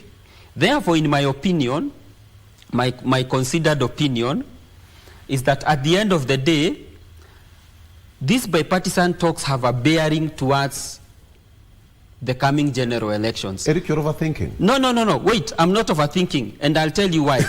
If you want to know I'm not overthinking, you are overthinking. Ask yourself why. Number one, why do we need to sort the issue of commissioners now? Why has it taken 2 chapters in the book on the issue of the commissioners alone? Remember, they are recommending an interim commission. Yes. An interim commission, caretaker commission, as they substantively appoint a commission. Isn't it too early to start talking about an electoral commission? We don't have commissioners. We don't have commissioners. We don't have commissioners. No, I know we do not have, because the ones that are there resigned. But I'm just telling you, when we say audit the server first, okay? Why we are auditing the server is because of the past. Correct? Okay. We want to know what happened in the past, because we believe we won or we believe we did not win, whichever the case. We are auditing the past. Wait. But we still have to go back to the issue of commissioners. IBC has no office bearer right now. Yes, we do. And remember, we have some constituencies that some constituencies, yes. And some wards also that do not have representatives. So it's quite urgent that we have. It's quite urgent that we have commissioners. But remember, the issue. You see, you must not put it as a out of context in terms of it is a stand-alone thing. When we talk about IBC. Remember, after every election, we always talk about IBC, even when they are sitting commissioners. And when they are sitting commissioners, remember, like Isaac Hassan, they were sitting commissioners. It was fully constituted. What did we say? That we did not need those commissioners. We need new commissioners. And therefore, I am telling you, a good politician, he has said something very important. William understands his opponent. So as a good politician, immediately you are elected into office. Yes, there is the issue of delivery, but there is also the issue of the next election. Naftali, I still think he's overthinking. Yeah, before him, Victor, I'm a certified professional mediator. So I mediate privately. The most importantly, I have been accredited by the Kenyan judiciary through the court annex mediation. I sit at the court annex mediation. One of the principles for mediation is that because the decisions have come from the disputants themselves, they had a dispute and they have sat, you have gone through the mediation process, the plaintiff has spoken, the defendant has spoken. You see, at long last, the mediator or that group will come up with what? A report. This report is themselves who are generating. So one of the principles of this mediation is that out of that settlement, the full, whether it was a full agreement or partial agreement, it is not subject for appeal. So it is deposited in the judiciary, in the record as a judgment. Why? It came from the people themselves. It came from the disputants themselves. Yes. If Azimio had their representatives there, whether Kalonzo Musyoka, William, Eugene Gumbalwe, they got their view documented. There is no way Kimani Ichung'wah can say, no, let us have this one. It is a one thing. It was a bipartisan platform. But did you listen to what Eric said? It's more like a setup. Eric, a setup by who? By who and how? You see, let me tell you, Eric. When I send you to do a task, okay, and when you deliver the task, I disown whatever it is. Who disowned? Is it Kalonzo Musyoka or the outside guys? Let me tell you. Who disowned? It is on record. Eugene Wamalwa has disowned the report. Why disown a report which you have? Which is exactly the point. Why did he disown the report? Eugene Wamalwa is on record. Martha Karua is on record disowning the report. Raila himself has said he has received a copy which he has not read. So the question is, why would participants to a process disown the results which they themselves have generated? Now, Victor, let me tell you. When you look at the camp of Azimio, yes, Azimio, we view it as Negros in this aspect. So when you look at Malcolm X was one of the leaders who voted for the civil rights movement, but he categorized the Negros into two. He says there are house Negros and there are field Negros. So he went ahead to explain that a house Negro says our government, but A thrilled Negro says, the government. He explained further, saying that we cannot say our government when our parents work from can't see in the morning until they can't see in the evening. So it is the government, not our government. So when you find Azimio leaders sitting down and out of their judgment based on observable phenomena and uninfluenced by emotions and personal prejudices, they come up with a team, convinced that this is our best team. It is the best among the equals. Then at the end, they condemn the same team which they chose. Then it means they have a problem themselves. And if they have a problem themselves, they are going to swallow it themselves. We are not going to contribute. If it is them, it is them. You know, it is the leaders, but we are the people, and we are looking at them. This for all of you. There's going to be a meeting today. Raila is going to meet his lieutenants, and tomorrow. Give me your projections, gentlemen, a day after tomorrow. Whichever day they are going to make, their pronouncements on this, not there, but his pronouncement on this. Because President has said, I'm good to go. But Raila Odinga, actually the entire nation is now waiting for Raila to speak. So what do you think is going to happen? A day after tomorrow? Maybe Friday moving forward? The next reaction to the litmus test. Pepper. You know, Victor, in my family lineage, there is no prophet. So I am taking a big risk in terms of forecasting what might happen. But I'll tell you, based on history, right? They are going to agree with some parts of the report, but majorly they are going to disagree with it, and they will say that their views, especially on cost of living, were not considered, and they will give government an ultimatum. Do you think they are going to turn down the positions? Which the officers created? Yes, they are going to turn down so that they don't look like they want to be beneficiaries, but they will not stop the process from going ahead. Did you just say yes because I asked? No. You see, the beauty is we live in this country. Right. We know what happens. So because the cost of living was a major concern, they are going to say it was not factored, therefore they do not disagree. But what they will not do as crafty politicians, they will not stop the parliamentary process from proceeding that will actually create the positions. Okay, Naftali. Yeah, the positions are going to be created, whether Azimio likes it or not. Why? This is that process.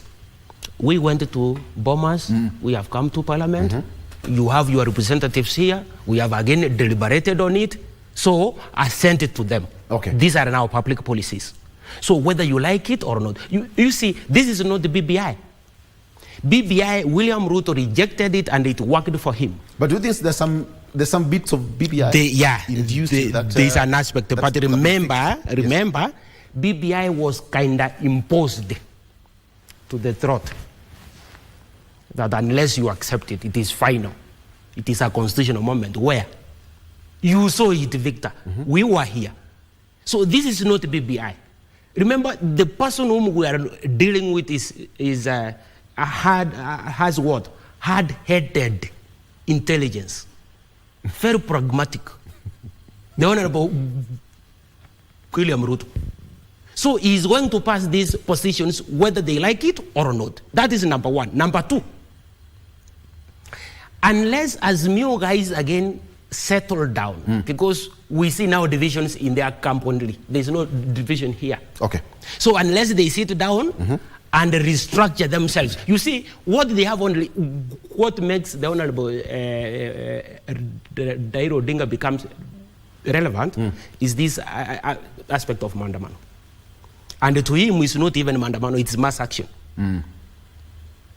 That is what makes him relevant. So that is where he is going, because that is what makes Raila Odinga relevant. Let's take a break. But in regard, thank you. Let's take a break. And to come back, we're still going to go to the final list on what you should expect. And I really want to get your opinion on this one. What are some of the proposals do you think is going to be effected? They're going to agree on? That's as far as the meeting today and tomorrow is concerned.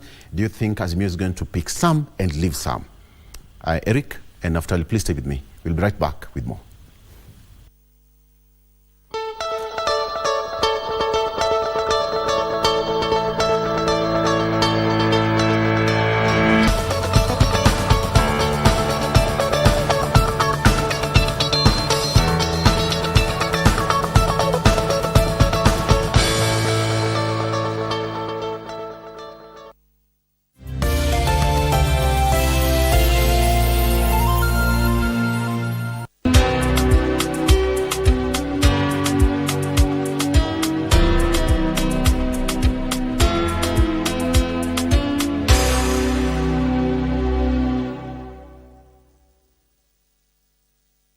It's a cocktail of emotions. The puns that cracks up the family.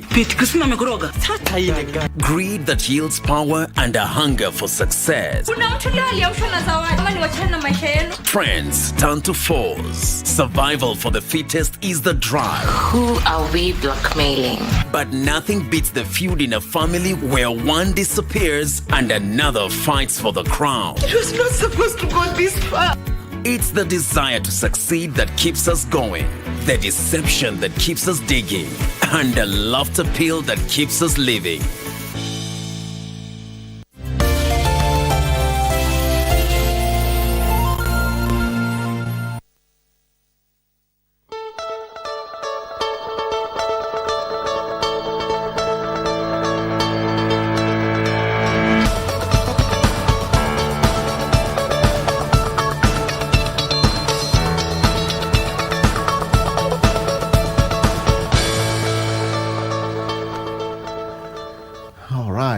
What a discussion here. Are you enjoying? Are you? I'm enjoying on your behalf. Okay, Eric and Naftali, we are coming to the tail end, and we are going to have crossing over to Radio Taifa. We expect very heated discussion there as well. But let me get to your final remarks as this is concerned. So, quickly, what do you think are some of the things that probably Azimio is going to pick and whatever they are going to drop? The president said he's going to implement it in its entirety. So, go ahead. One of the things that Azimio is going to accept is the issue of the Electoral Commission, because that is very pertinent. And it's been expanded from 7 to 9. Yes, from 7 to 9. And then there is a proposal on a committee that is the one that will select who will be the nine commissioners. There were a number of proposals, but finally they settled on sending representatives to pick commissions on Kenyans' behalf. That is constituting ISPAC, Law Society of Kenya, religious organizations, parliament, parliamentary groups, and so forth and so on. So I think that is one area that they are going to agree. The second issue is on the issue of Article 188 of the Constitution, Schedule 6. Delimitation of boundaries is coming very soon. By March, that process should have been concluded. But remember, we don't have commissioners, so the process has kind of stalled, and it is a constitutional requirement that we must adhere to. And therefore, in the interest of the country, that they must agree on. So that will, of course, they will agree. The other issue they will agree on is the issue of cutting and revising budgets, especially travel. Now they are saying cabinet secretaries and government officials to travel economy class, so long as the trip is less than 4 hours, which now when you take a flight to Mombasa or to wherever, you'll be sitting with cabinet secretaries. Well, when there are 4 rows or 3 rows, part of your passenger will be a cabinet secretary, hopefully. So that is something they will agree on. But there are contentious issues that they will disagree. And one of them is the issue of cost of living. As I said, predominantly because cost of living is a moving target. You really can't place your finger on it.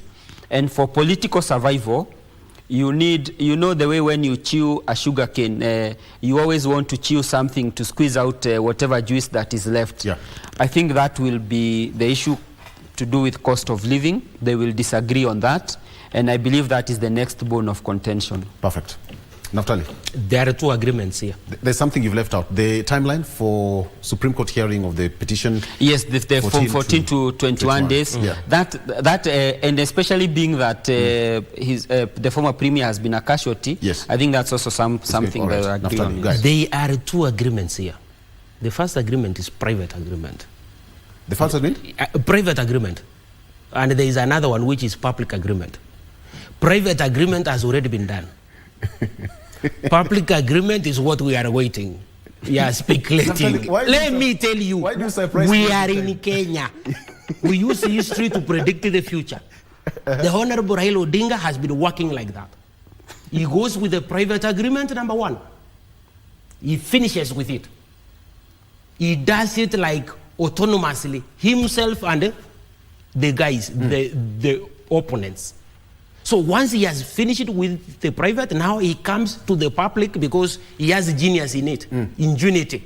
He has skills, that is superior skill which you can learn by study or observation from him. So already he has done a private agreement with the Honorable William Ruto that this is what we are going to pass. So private agreement, believe you me, has been done. Number two, public agreement is what now my brother has contemplated. So he's going to choose what is going to please his crowd. After having... Yes, after having done private agreement. That is now what we call the GINA, the political GINA of the Honorable Raila Odinga. Eric Muturi. Let me finish. I'm told we're running out of time. Thank you. 10 seconds, kindly. 10 seconds. Yes. So in case we have mass action is not contemplated in our constitution. What is contemplated is demonstration, assembly, picketing, and presentation of public. It must be non-violent. So in the event we have, now what we call humanitarian diplomacy will then come in, where the vulnerable during armed conflict will be taken care of. And this is now under international humanitarian law, pursuant to the Geneva Conventions. So let us be ready as humanitarian actors in the event of anything to save the vulnerable, who includes women, persons with disabilities, all the members of the society, children, the youth, minorities and marginalized groups. Naftali Nyamongo, call yourself is certified professional mediator. Professional mediator. Thank you so much. Thank you for coming to the show. And Eric Muturi, who is also a leader in his own right. You vied for a political seat? Yes, I did. And I want to thank the people of Kiambu. Very well. They did what they could. But you know, politicians never lose elections. It is votes. You are politicians. You fight until the end. You fight until the end. Congratulations. You tried. You're better than some of us who never tried. Please try sometime. We'll think about it.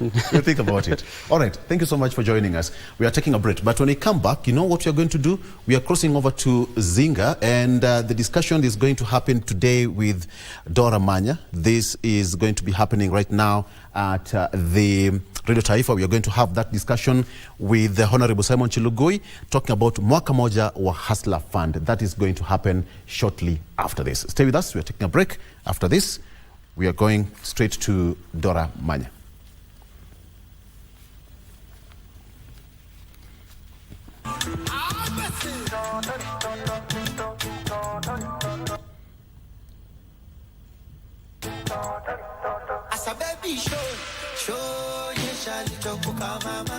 Basi msikilizaji, tunaenda moja kwa moja kwake Dora Manya. Jumanne kujadili masuala ambayo yanatuhusu kama taifa. Na na imani ya kwamba pia leo utaweza kumakinika, manake tumekuandalia mazuri kuhusiana haswa na masuala ya Hustler Fund. Kutana nasi katika mitandao yetu ya kijamii kwenye Facebook KBC Radio Taifa Sauti ya Mkenya ama KBC Channel 1, na vile vile katika mtandao wa X @Dora Manya @Radio Taifa FM au @KBC Channel 1. Mtazamaji na msikilizaji, ni Jumanne nyingine tunapokutana hewani kupitia mitambo hii yetu, na hii leo tumebahatika hapa studioni kuwa na waziri wa vyama vya ushirika na biashara ndogo ndogo Mheshimiwa Simon Chelugui ili kutujuza mengi kuhusiana na hazina ya Hustler Fund. Hustler Fund, kumbuka, iko chini ya wizara yake waziri Simon Chelugui.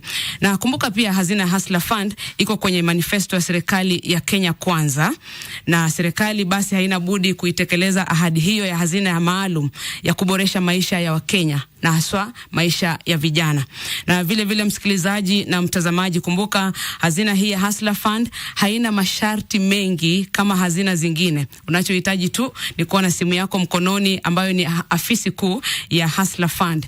Na sherehe za kuadhimisha mwaka mmoja wa Hustler Fund zitafanyika katika Green Park hapa jijini Nairobi siku ya Alhamisi wiki hii, na zitakuwa zinaongozwa rasmi na Rais Daktari William Ruto. Je, maswali ambayo tunajiuliza leo, mwaka mmoja tangu kuzinduliwa kwa hazina hii ya Hustler Fund, je, imetekeleza majukumu yake ipasavyo kulingana na ruwaza ya Kenya Kwanza? Na changamoto zake labda ni zipi? Ndio maana waziri yuko hapa katika studio zetu kuweka mambo bayana. Karibu sana waziri. Asante sana Dora. Tukikuona tunaona Hustler Fund. Asante. Asante kutenga muda kufika katika studio zetu. Nashukuru. Na bila shaka labda kabla tuanze kuongea mambo ya hazina hii ya Hustler Fund, tuangazie tuangalie swala la gharama ya maisha kwanza. Wewe ni waziri katika serikali ya Kenya Kwanza, na Wakenya wamekuwa wakilalama kuhusiana na gharama ya maisha magumu, bei ya mafuta kupanda, bei ya bidhaa mbalimbali kupanda. Sijui kwa tathmini yako, Mkenya atapumzika lini kutokana na gharama ya juu ya maisha? Asante Dora. Kwanza nashukuru sana station hii ya KBC kwa kunipa nafasi niweze kuzungumza na Wakenya, haswa tunapoelekea kusherekea mwaka mmoja wa hazina hii la Hustler Fund. Kwa kifupi, kabla sijajibu swali lako, tunahusika sana na mambo ya biashara ndogo ambamo hii hazina ya Hustler Fund iko hapo, na pia tunajaribu kuinua na kuwaelimisha wanabiashara ndogo ndio waweze kujimudu na kuelewa vile watasimamia biashara yao. Ya pili, pia na kwa idara nyingine tunahusika na usimamizi na kuboresha mashirika na unajua kama nchi tuko nambari 1 Afrika na nambari 7 duniani kulingana na wale ambao wamejiunga na mashirika, the members.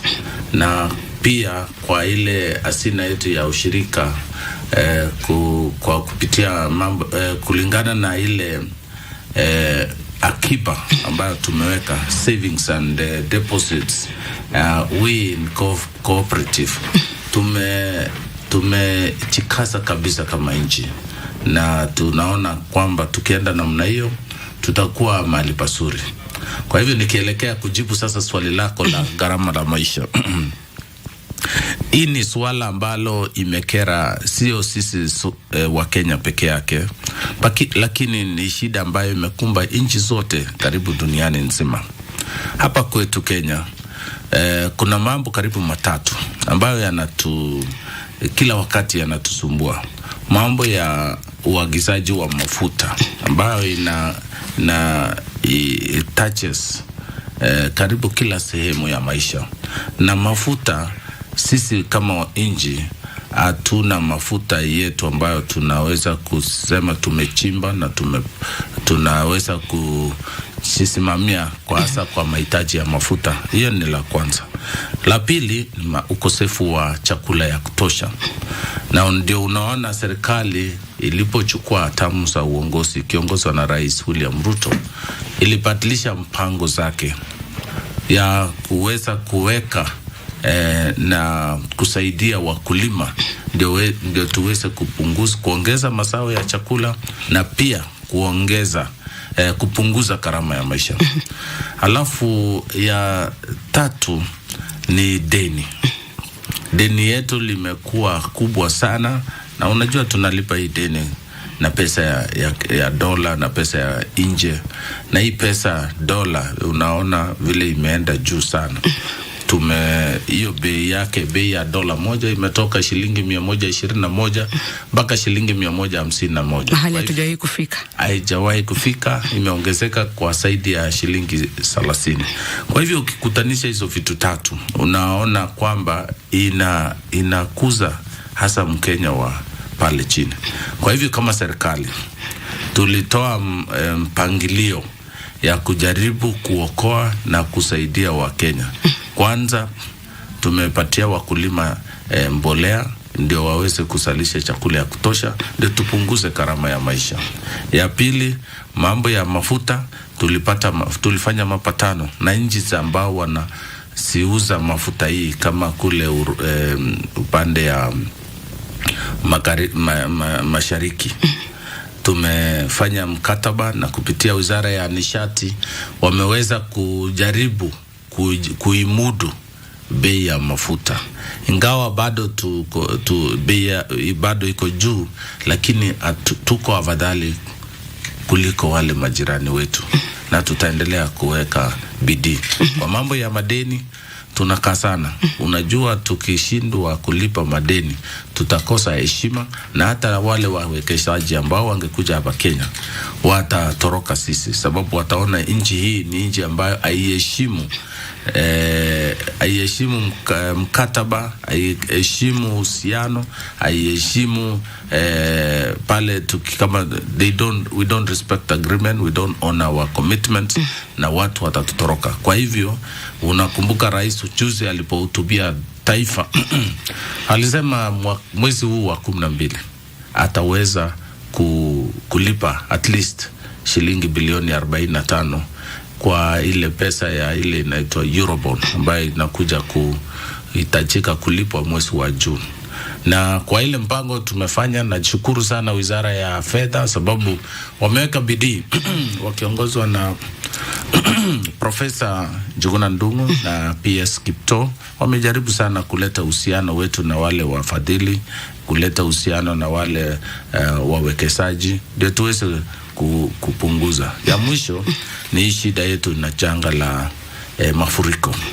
Na unakumbuka rais jana aliitisha mkutano la baraza la mawaziri, na tuliweza kutoa mpangilio ya serikali ili tuokoe Wakenya. Na bado nasisitiza, na tulitoa taarifa kupitia mzungumzaji wa Ikulu kwamba Wakenya wawache haraka, wawache kufuata maji, wawache kuvuka mito, waweze kungoja. Unaweza ngoja madakika masaa mawili ama saa moja na maji inapunguka, unaweza kusafiri, unaweza endelea na safari yako.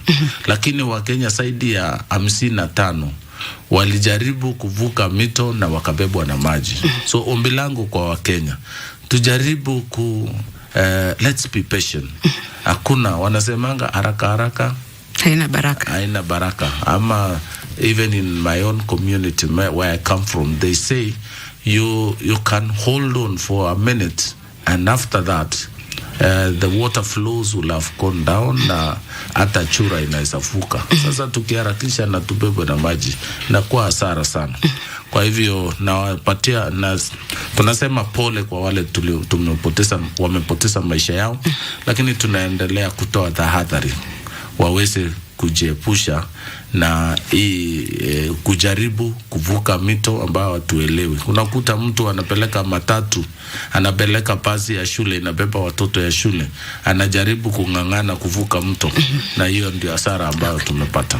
Kwa hivyo naamini kupitia hiyo taarifa tulitoa, tumetoa pia asina kubwa ambayo sasa tumeomba pia counties wamepewa pesa. Kama juzi wiki iliyopita walipewa bilioni 10, na hii wiki kabla ya wiki wanapewa pia karibu bilioni 10, ndio pia wajipange nao waweze kusaidia. Waziri, pale tuni hatua nzuri ambayo serikali imepiga, na jana ilikuwa ni wazo zuri kuona kwamba rais ameitisha kikao na baraza la mawaziri, lakini kwa wengi hatua hii imekuja kwa kuchelewa kidogo, japo habari hizi zilikuja kwa mapema kwamba tujiandae kwa mafuriko ambayo yanakuja. Serikali imeingilia kwa kuchelewa kuokoa Kenya ambao wameathirika na mafuriko. Na sidhani kama tulichelewa, sababu hiyo mkutano even before calling that meeting tumekuwa na harakati. Na unajua mvua hii, na wale watabiri walituambia mvua inaanza mwezi wa 9, na unakumbuka naibu wa rais aliandaa mkutano ya wafadhili kule ofisi yake, na pia tukaita marafiki waweze kuchipanga, lakini mvua ikakosa kukuja. Sasa mvua juzi imeanza kunyesha na mafuriko ndio haya, ndio maana tumeanza sasa harakati za na kujipanga kama serikali. Kwa hivyo hatujachelewa. Sisi sasa tumetoa mpangilio, na kupitia Wizara ya Interior, machiefs wetu, DCCs, hata county commissioner wote sasa wamepewa taarifa na ilani kwamba waweze kudhibiti sehemu zao, haswa wakati huu mvua inaponyesha. Wanaelewa ni wapi maji iko mingi, waweze kudhibiti na kusimamia na kuelekeza wananchi vizuri. Nataka tuingie katika Hustler Fund, lakini kabla hapo labda kwa dakika moja tu. Kwa hivyo Wakenya wasubiri mpaka lini kuhisi ya kwamba angalau joto la gharama ya maisha imeshuka? Ndio umezungumzia serikali kuingilia kati katika mambo ya kuangazia kwamba tuna subsidized production ulivyosema na serikali ndio masuala ya mbolea ya bei nafuu, yote haya tumeyaona, lakini watasubiri kwa muda gani angalau wakaweze kwenda pale dukani wakaweke chakula mezani? Mishahara ndio wafanyakazi wanalia kwamba ndio ushuru uko juu lakini mshahara uongezeki. Wakenya wasubiri mpaka lini? Kwa maoni yangu, kabla bajeti ya mwaka ama katika bajeti ya mwaka hii tunayopoelekea, naamini sasa tutakuwa tumedhibiti kabisa mambo ya chakula na tutakuwa na usalishaji ya kutosha haswa mwaka huu, na tutachukua na hii mvua hii hata kama imeleta majanga mabaya ama imeharibu mambo mengi, lakini kwa mambo ya ukulima tutaweza kupata mazao zaidi ambayo hatujawahi kuwa nayo. Ya pili, hii mambo ya mafuta na mambo ya madeni, tukishalipa hii deni mwezi wa 6 mwaka ujao, sasa tutakuwa na msisimuko mpya, hata wale wawekezaji ambao wataweza kukuja Kenya. Kwa hivyo, kwa maoni yangu, kwa muda wa hii miezi 6 tutaanza kuona unafuu, na tukielekea mwisho wa mwaka ujayo, naamini Wakenya sasa tutakuwa tuko mahali pazuri. Baada ya miezi 6 ningetamani sana kuhoji tena tuone tutakuwa wapi kama taifa. Asante. Lakini tusonge mbele, tutarejea hapo baadaye labda kwa gharama ya maisha. Mwaka 2022 Novemba 30, hazina ya Hustler Fund iliweza kuzinduliwa. Mwaka mmoja unaelekea kukamilika na shughuli nzima hii inafaa kusherekewa siku ya Alhamisi na Rais Daktari William Ruto atakuwa ndiye mgeni mheshimiwa katika hafla hii. Kumbuka pia wakati wa kampeni ilikuwa ni swala kuu sana ambalo serikali ya Kenya Kwanza ilitumia sana, ama chama cha UDA ilitumia sana ili kuweza kuingia mamlakani. Hustler Fund ilizinduliwa, mwaka mmoja tumemaliza. Imesaidia vipi wa Kenya kwa tathmini yako? Wamefaidi ama kidogo bado tuko chini? Asante sana Dora. Hii ni swali nzuri sana sababu nimekuwa pale wakati mawazo na fikra ilipokuwa inajadiliwa, na ilikuwa ni kulikuwa na there was a big debate. Wakati huo Wakenya wengi walikuwa nalalamika sana kwa wale wanakopesha pesa kupitia masimu, walikuwa nalipishwa riba zaidi ya 1%, 2%, mpaka 3% kwa siku, ambayo ukiorodhesha yote inafika zaidi ya 365 kwa mwaka. Na kwa kweli hakuna biashara ambayo inaweza kutoa faida na pia iweze kulipa gharama ya riba. Ya pili, walikuwa wanatumia njia duni kutafuta wale ambao wamekopa kurudisha pesa. Kama unasikia mwingine anapigia bwana yako, mwingine anapigia ndugu yako, anaambia mama yako kwamba Dora ameokopa shilingi 2,000 na hajalipa. Sasa wanakuaibisha, ukitembea ofisini kila mtu anajua ulikopa pesa na hujalipa. Njia hizo zote ilileta haibu na ikadunisha hii biashara ya kukopesha pesa. Ndio maana serikali ikakuja na hii hazina ya Hustler Fund. Kufikia Alhamisi ambao umeeleza kweli, tutakuwa tunasherekea mwaka mmoja tangu tusindue hii hazina ya Hustler Fund, na rais atakuwa mgeni wetu wa heshima, na tunatarajia yafika hapo saa 2 asubuhi, na tutakuwa na sherehe mpaka saa 5 kamili.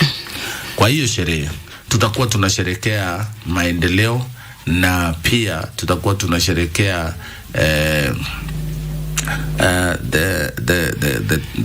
vile Hustler Fund imeweza kukuza Wakenya. Nikieleza kidogo, Hustler Fund imeweza kukopesha zaidi ya bilioni 39 kwa Wakenya milioni 21,000 751. Na pia kwa hiyo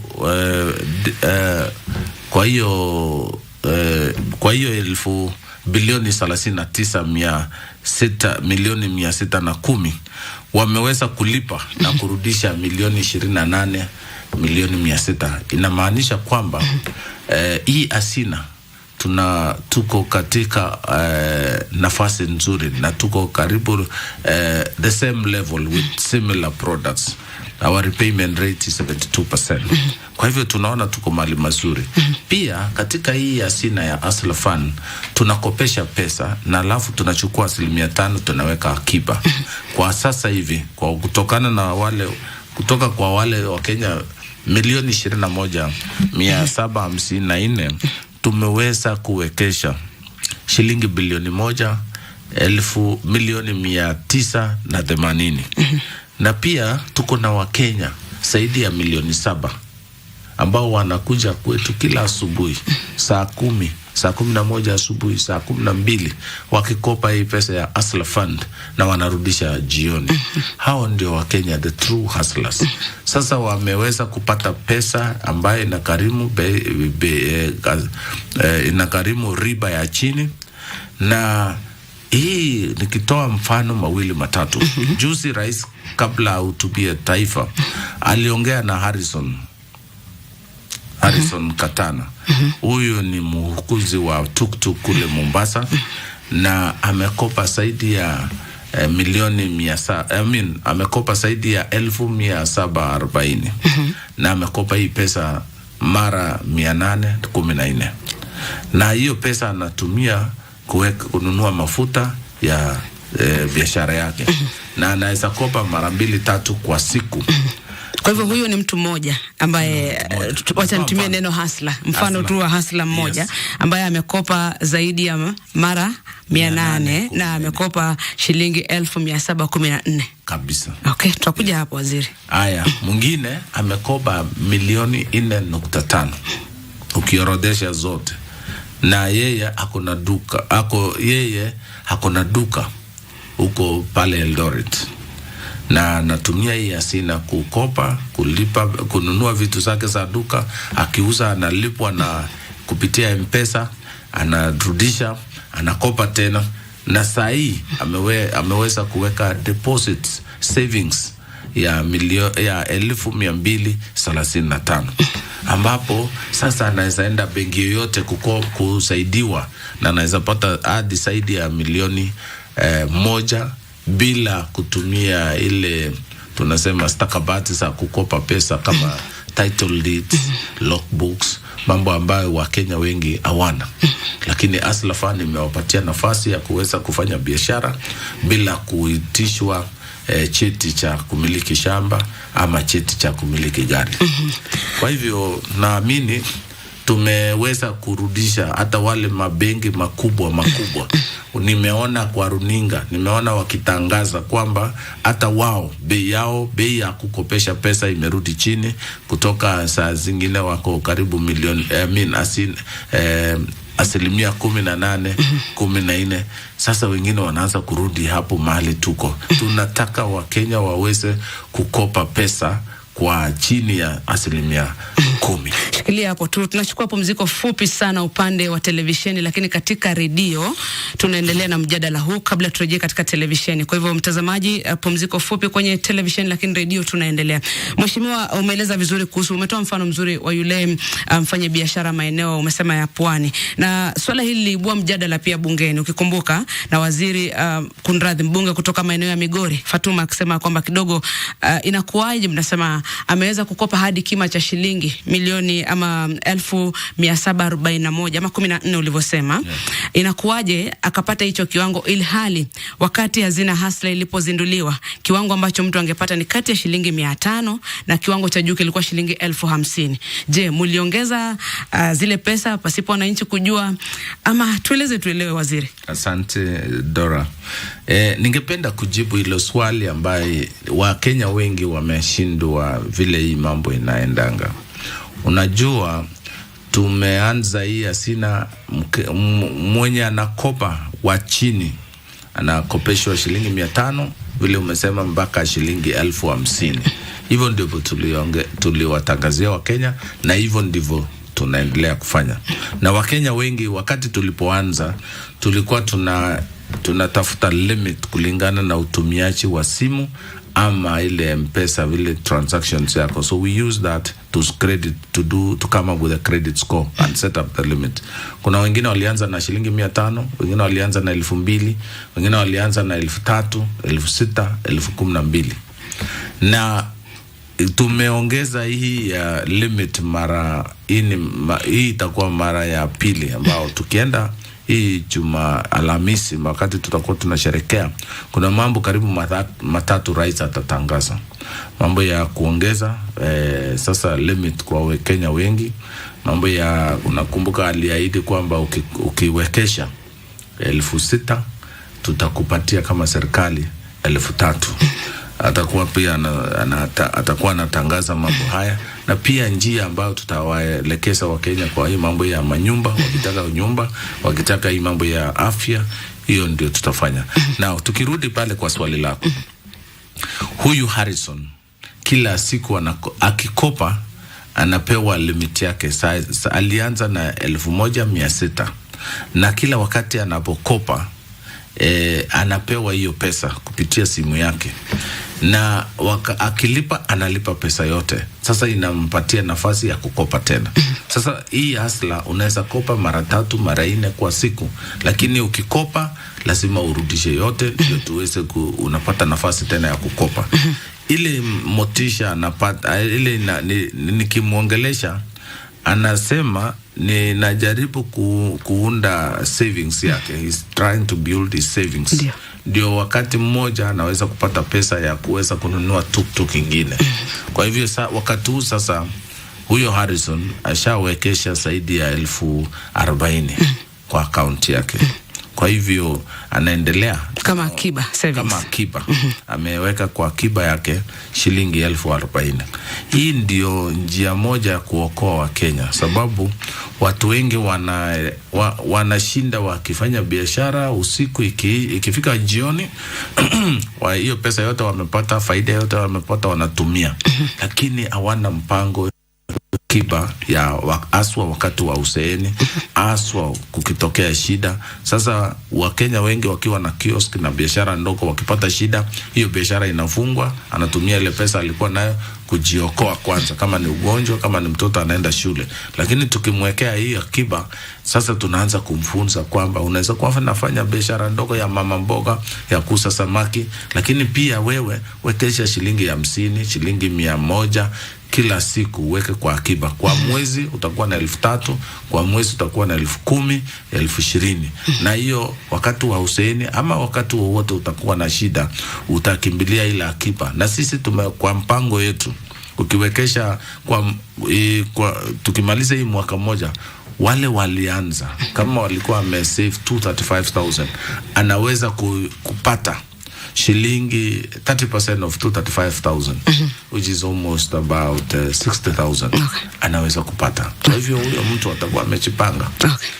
Na pale katika masuala ya akiba, umetumia mfano mzuri wa Harrison kwamba ameweza kuweka akiba, na katika wakati ambapo mlizindua Hustler Fund na imekuwa ikiendelea vile kwamba mtu anapokopa kile kiwango ambacho amepata anapewa 95%. Ni kweli? Ni kweli. Kisha baadaye 5% inafaa kwenda katika akaunti ya kile mnasema akiba ambayo anawekeza. Ni kweli?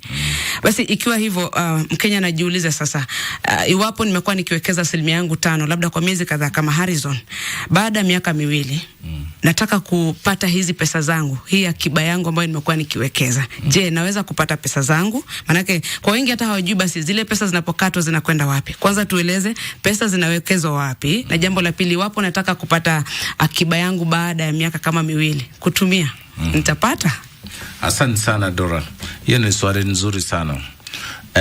Pesa hizi remember we are trying to assist Kenyans to save, na mpango hii tunataka kuwatoa Wakenya from social protection to social security. Na wale wa mahustlers wengi hawakuwa na njia ya kuweka akiba, walikuwa wanategemea biashara ya siku moja, chochote ambao wanachopata wanatumia siku hiyo. na ikifika miaka 60 ama nguvu zao zikiisha ya kufanya kazi, inamaanisha wanaanza kutegemea jamii ama serikali. Na tukijaribu kuwasaidia wakati wanapofanya kazi, inamaanisha tutakuwa na Wakenya wengi ambao wanaweza kujisimamia, na hiyo umaskini wakati wa uzeeni tunapunguza, na tunaweza kuwapatia maisha mazuri wakati wa uzeeni. Ya pili, we are providing social security. Mtu akijua kwamba niko na hazina, niko na akiba mahali, he has security, he feels strong and is not desperate. Si hii pesa unakumbuka tuko na service providers 5. Tuko na benki 2 na tuko na hii watu wa simu ama mobile network operators zote 3, Safaricom, Airtel, Telcom. Na katika benki ambao tulianzia hii asina ni KCB na Family Bank. Wao tunachukua ile pesa 5%, we put in custodial account, na tunatumia ile sheria ya Retirement Benefits Authority. Kwa hivyo lazima sasa tukuwe na msimamizi mwenye anasimamia. RBA inaangalia ile pesa vile inawekeshwa, and we are now getting the services of a fund manager. Kwa hivyo vile watu wanaweka akiba kwa vyovyote vile, pia tunataka aslas waelewe na wajue kwamba unaweza kuweka akiba na inachungwa, inalindwa na sheria, na unapata faida ama riba ambayo ukiwekesha zaidi ya 1,000 kwa mwaka mmoja utakuwa umeongeza 100 ingine. Ukiwekeza shilingi 5,000 kwa mwaka mmoja utakuwa umepata faida ya 500. Kwa hivyo tunataka kuwaelekeza pia wajue sio matajiri peke yao ambao wanaweka hazina ama wanaweka akiba. Hata watu wadogo wanaweza weka akiba, na kidogo kidogo kwa kila mwaka hiyo akiba inaanza kusaa. Kwa hivyo ikifika mwaka mmoja kama sasa hivi Alhamisi, ndio tutaweza kurudisha zaidi ya 30%. Out of approximately 2 billion, we will be giving back almost 600 million. Wale watataka kuchukua ile 30% yao. Lakini kama wengine, kwa hivyo katika savings zako unachukua 30% after 1 year, baada ya mwaka mmoja. As a relief, as a financial relief. Kama sasa mtu ambaye angetaka kama huyu mwenye kama Harrison save zaidi ya 40,000, about 40,000. Sasa 30% ya hiyo pesa ni shilingi 12,000. Hiyo pesa anaweza chukua. Lakini pia anaweza sema ikae pale, hawezi kukopa zaidi. Sababu pale anaweza sasa, tutaanza kutoa mpango ingine ya kuweza kusaidia Harrison. Tulianza na vile alikuwa anatumia simu, alikuwa anatumia M-Pesa. Sasa tumejua historia na biashara na tabia ya Harrison. Sasa tutatumia ile savings zake. What we will do is twice the savings, less 30%, twice the 30% of his savings. Okay. Yeah. Kwa hivyo atatumiwa kwa simu ama atapata vipi hizo savings? Vile kwa simu. Okay. Yes. Kuna option kwamba ataitisha kwa simu. Kwa simu. Yes. Okay. Yes. Akitaka ataitisha kwa simu. So tumepatia wa option within a month to decide whether they want the money or they want to continue to save and borrow based on savings. Now the savings, the 30% that is going to retain, tunaweza sasa kupatia maradufu. Okay. Yeah. Kwa hivyo Harrison atatoka 30% ya approximately 40,000 ni 12,000. Akisema atangoja ama atatumia hiyo savings kukopa pesa, atapata 12,000, which is 30% of 40 times 2. Sasa limit ya Harrison itatoka 1,600 mpaka 24,000. Okay. Nataka tusonge kabla tusikie wasikilizaji na watazamaji, labda maswali najua ni mengi. Katika sherehe za madaraka pia serikali kaahidi kuongeza labda mgao ama pia kulaunch ama kuzindua ile tunasema products mpya za Hustler Fund, labda ikaweze pia kufaidi vikundi na makundi mengine tofauti. Ni swala ambalo limeweza kutekelezwa ama ni swala la kusubiriwa bado? Hili swala tulisindua siku hiyo, na wakati huu tunapozungumza tumeunda vikundi 1,590 557, na wale ambao wamekamilisha hiyo njia ya kuunda vyama ama groups ni vikundi 52,693, na wale wamekopa, ile vikundi wamekopa ni vikundi 22,208, na tayari wamekopa zaidi ya milioni 167. Kwa hivyo ni product ambayo inaendelea kuelimisha Wakenya. Nafikiri tutachukua nafasi hii ya kusherekea mwaka moja kuelimisha Wakenya zaidi, waelewe vikundi vile inaundwa, vile mnaweza kupatana, na zote wanafanya hiyo mpango kupitia simu, wanapata group certificate kupitia simu. They have digital certificate which we are working with MCA and also business registration service.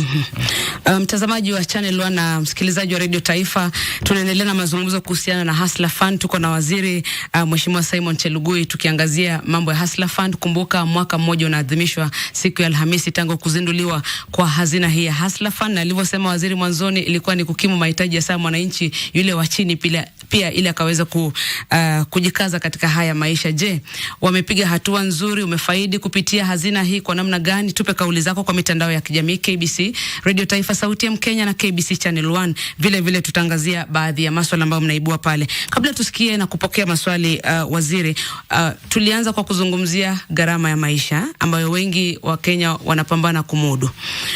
Umezungumzia pia kwamba kuna wale wamekopa katika hazina Hustler na kuna kima cha shilingi bilioni 28 kama sijakosea, ambazo umesema kwamba zimeweza kurejeshwa katika ile hazina Hustler Fund. Na kwa kawaida na kupambana na maisha, kuna wale ambao watatatizika, watashindwa kulipa ile deni ambao wameweza kukopa. Je, kwa Wakenya kama hao mnawashughulikia vipi, ama wanawekwa kwa ile inaitwa CRB sasa wakakosa kupata mikopo katika siku za usoni? Asante sana Dora. Sisi kama serikali tulikuwa tunaokoa Wakenya kutoka shida ambayo tulikuwa nayo wakati huo, na nilikuambia walikuwa wanatumia mbinu na njia ambazo inaharibu heshima na kuaibisha mbele ya jamii yako, mbele ya marafiki yako, mbele ya matajiri wako, ambapo kila mtu atajua kwamba wewe ulikopa pesa 2,000, 3,000, 5,000. Sasa kama serikali tunajaribu sana kuwaelimisha Wakenya wakope na kulipa, ndio tuweze kuwapatia sasa pesa nyingi, pesa zaidi. We are profiling and supporting and promoting the positive behavior, na vile tutafanya Alhamisi ni kuwasawadisha wale wamefanya vizuri. Na unajua ukikopa hii pesa ya Hustler na ukose kulirudisha, basi hautakopa tena, sababu simu yako na kipande yako itakutambua, hautaweza kupata mkopo mwingine. Kwa hivyo tunaamini Wakenya ambao wako na mpango nzuri wataona kweli kukopa na kulipa ndio njia mwafaka ya kuweza kupata limit kubwa. Kumbuka mtu kama Harrison sasa atatoka 1,600 mpaka 24,000. Mwaka ujayo, mwaka tunapoanza mwaka mpya kwake, kutoka tarehe 1 mwezi wa 12 mwaka huu mpaka tarehe 30 mwaka ujayo, huyu Harrison akiendelea vile anaendelea, utakuta yeye atakuwa amefanya savings ya zaidi ya 1,200, 1,300. Sababu akikopa shilingi 24,000 anawekesha 1,24,000, 5% is 1,200. Na vile anakopa mara 2 mara 3 kwa siku, kila siku atakuwa anawekesha shilingi 5,000. Hata wewe Dora na mimi hatuna akiba kama hiyo, hatuweke akiba kama hiyo. Hiyo italeta Wakenya wengi ambao au hustlers, utakuta hao ndio sasa watakuwa na mudu kama NSSF. Utakuta sasa itafika siku kwamba utasikia wanataka kununua benki, tutawapanga na tutawaelekeza na tutawaelimisha. Ndio. Na waziri pia wizara yako inaangazia biashara ndogo ndogo ambayo unazungumzia sana kwa kupenda vile, with passion naweza kusema hivyo kwa Kiingereza, wakati ambapo zinafanya vizuri. Biashara hizi tunasema siku zote ndo uti wa mgongo wa pia uchumi wetu hapa nchini Kenya. Na labda tungependa kujua kama kuna takwimu ambazo zinaweza kutuonyesha vile hizi biashara zimeweza kuimarisha maisha wa Kenya wa kawaida, na sana sana pia kupitia kwa Hustler Fund. Kuna takwimu za kuonyesha kwamba hivi ndivyo maisha Mkenya yameimarika? Unakumbuka Dora, Hustler Fund sasa tunasherehekea mwaka mmoja. Baada tunakusanya takwimu na tunafanya research ndio tuelewe vile watu Kenya wamesaidika kupitia Hustler Fund. Ile tunaona ni kwamba Wakenya wengi sasa wamerudi kwa simu, tunaweza jua wanafanya nini, wanafanya biashara gani. Na ya pili, gharama ya kukopa pesa pia imeenda chini, na hiyo inamaanisha watapata faida kiasi pesa hii kikienda chini, na hiyo inamaanisha watapata pesa ya kuweza kujimudu kwa mambo ya maisha, kwa mambo ya karo ya shule ya watoto yao, na hata wakiwa wanafanya biashara watafanya biashara kubwa zaidi sababu gharama ya kukopa imeenda chini. Unajua Wakenya wengi na watu wengi ambao nawakuta kwa pale tukitembea tukifanya hii kazi wanasema pesa hii ni kidogo sana. Shilingi 500 ni kidogo, nalalamika sana. 1,000, 2,000. Laja nikuambie Dora, wale matajiri wote ambao tunasikia kwa Fortune 500 and the rest, hata hii tuna the richest farms walianza na pesa kidogo, na kuweza kusimamia shilingi 500 kukopa na kulipa, na kuambia hata ukikopa milioni 10 utalipa na utakuwa umejipanga vizuri. Kwa hivyo sisi kama serikali, kitu ya kwanza tunajaribu kusaidia ni kuelimisha Wakenya waelewe kwamba unaweza kupata kusaidiwa, lakini uko na mpango ya kurudisha na kulipa. Sababu hii mabenki yote tunaona Kenya sio hawana shida ya pesa. Shida ni kwamba ni nani tutapatia pesa, na tukimpatia mwenye atachukua hii pesa atalipa. Sasa vile Harrison kwa mfano amefanya, tutamwambia Harrison, this is your statement. Mahali anataka kuenda kukopa pesa, anajieleza kwamba nilikopa shilingi 2,000, 3,000, 10,000 kutoka asina ya Asla na nikarudisha. Kwa hivyo mngenipea shilingi 50,000 ama 1,100 ninunue tuktuk ingine, nitarudisha. Ndio hii tabia yangu, ndio hii inajisemea. So we can be able to promote more Kenyans to join the financial sector. Kwa hivyo kwa ufupi, hakuna takwimu za kuonyesha jinsi maisha yao yameimarika, lakini kuna takwimu za kuonyesha wangapi wamekopa, wangapi wamerudisha. Kabisa. Okay. Tuko na mwaka mmoja. Nafikiri hii swala uniulize 1 year down the line. Okay, waziri, nitakuuliza. Na mwaka mmoja unakamilika Alhamisi. Nasema tukimaliza hii mwaka wa pili, sasa mwaka mmoja tumekuwa tunakusanya takwimu. Sawa. Msikilizaji na mtazamaji, tungependa kupokea simu chache, na ningeomba sana upande wa pili wa studio, tafadhali ukipiga simu uliza maswali ambayo yana umuhimu kwa sasa, haswa kuhusiana na Hustler Fund kwa waziri. Kwa ufupi sana, swali moja tu, alafu tutaweza kuendelea. Waziri, nitaomba kama utavalia hivi ili tukaweza kusikia maswali katika njia ya simu. Mwenzangu upande wa pili wapo nanipata, kazi kwako. Na kupata vizuri sana mwenzangu Dora Manya. Shukran pia vile kwa mjadala mzuri, naye waziri Simon Chelugui ambaye ni waziri wa vyama, ushirika na biashara ndogo ndogo, na mmezungumza vizuri sana kuhusiana na Hustler Fund. Kwa hivyo msikilizaji, piga simu kwa 0700176699. Waziri upande ule wa pili atakujibu maswali yako. Radio Taifa, halo. Haya, jambo. Sina neno. Nimeiko kamani kutoka Witu. Sasa mimi nauliza waziri hivi. Naam. Kwa sababu amekuja. Hii Hustler Fund, yule mtu ambaye mimi nakopa. Nikija kwa bahati mbaya nife. Mtu ambaye atajua pesa ambapo nilikuwa nawekeza ataipata na njia gani? Kwa sababu sijaandikisha mtu yoyote, na sioni kama tuko na jambo kama hilo la mtu ambaye ataweza kuiba, yani kuchukua pesa ambapo wewe mwenyewe umefanya nini. umeshachukua ukiwa umeondoka duniani. Okay. Swali zuri sana hilo. Radio Taifa, halo. Jambo. Salama sana, habari ya asubuhi. Jambo, mimi Omar Baba Saina kutoka Lesoza Ikandi. Karibu, habari ya Lesoza. Safi sana Cynthia. Swali lako ni gani kwa Waziri Chelugui? Ningependa kuambia yeye waweze kuemploy watu katika customer care ambao wako na ufahamu. Wataweza kuelewa maoni ya wasikilizaji. Na wawe kwa makini, kwa sababu kuna namba yenye kijana yangu aliombea Hustler Fund. Safaricom akachukua hiyo namba. Sasa mimi hata nimefungiwa, siwezi kuaccess. Najaribu kupiga hapa kwa NSA. Wananiambia wako na sheria, mpaka sheria itatilishwe. Okay, asante Baba Zainab. Acha nichukue swali la 3. Radio Taifa, halo. Radio Taifa, halo. Okay, naitwa Rosa. Network yako mbaya sana jamani. Hapo ikoje? Hapo iko shwari kabisa. Na ndio nataka nimpongeze kwanza waziri kwa kuitikia wito ambao mlimuita. Ametueleza, ametutoa kwa kabisa tumbi kwenye macho zetu, tukapate kuyajua yale mambo bayana. Sasa swali langu ni hili. Jinsi ametueleza kuhusu hii Hustler Fund. Unapata wakati mwingine huwa inachukua muda sana ile kugrow. Pengine tatizo liko ama ni nini huwa sana linachangia, yani inachukua muda, pengine tangia mimi niombe tangia ile waliposindua ya Hustler Fund.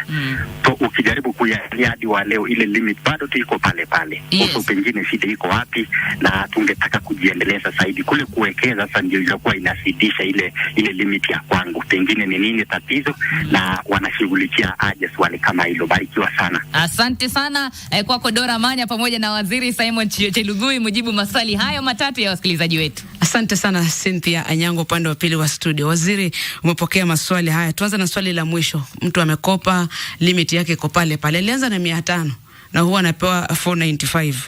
Na iko pale pale tu. Mbona inachukua muda kugrow? Asante sana Dora na Cynthia.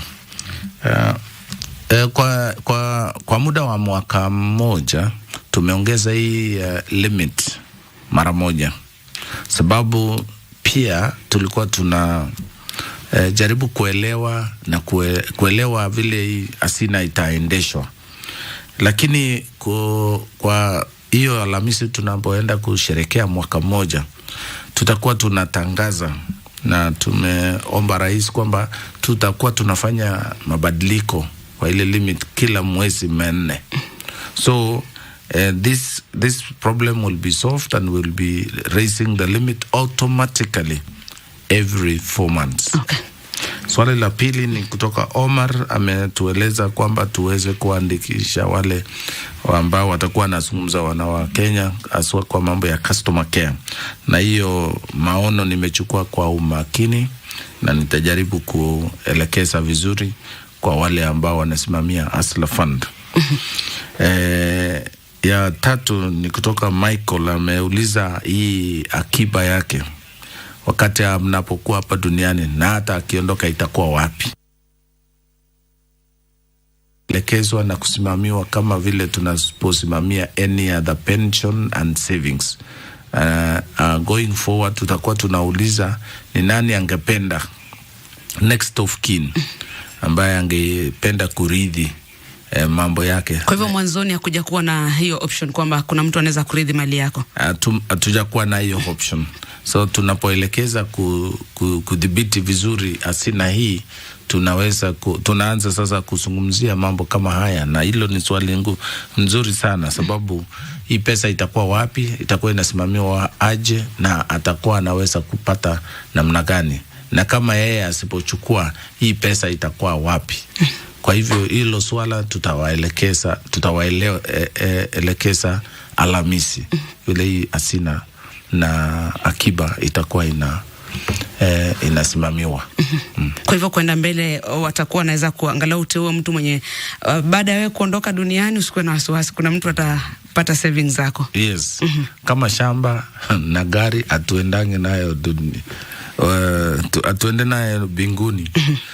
Tunawacha na kuna wale watachukua, utachagua mama, utachagua mtoto, na yeyote ambaye mtu atataka kuchagua ndio aweze kurithi mambo yake. Kuna swali moja katika mtandao wetu wa Facebook, kama uko katika kikundi mnaweza kufanya vipi ili mkaweze kupata pesa hiyo ya hasla? Sisi kuna mtu huwa anatuambia kwamba atatusaidia jinsi ya kupata pesa, kisha sehemu ya mwisho sitasoma, lakini wakiwa katika kikundi wanapata vipi hazina hii ama pesa za hasla?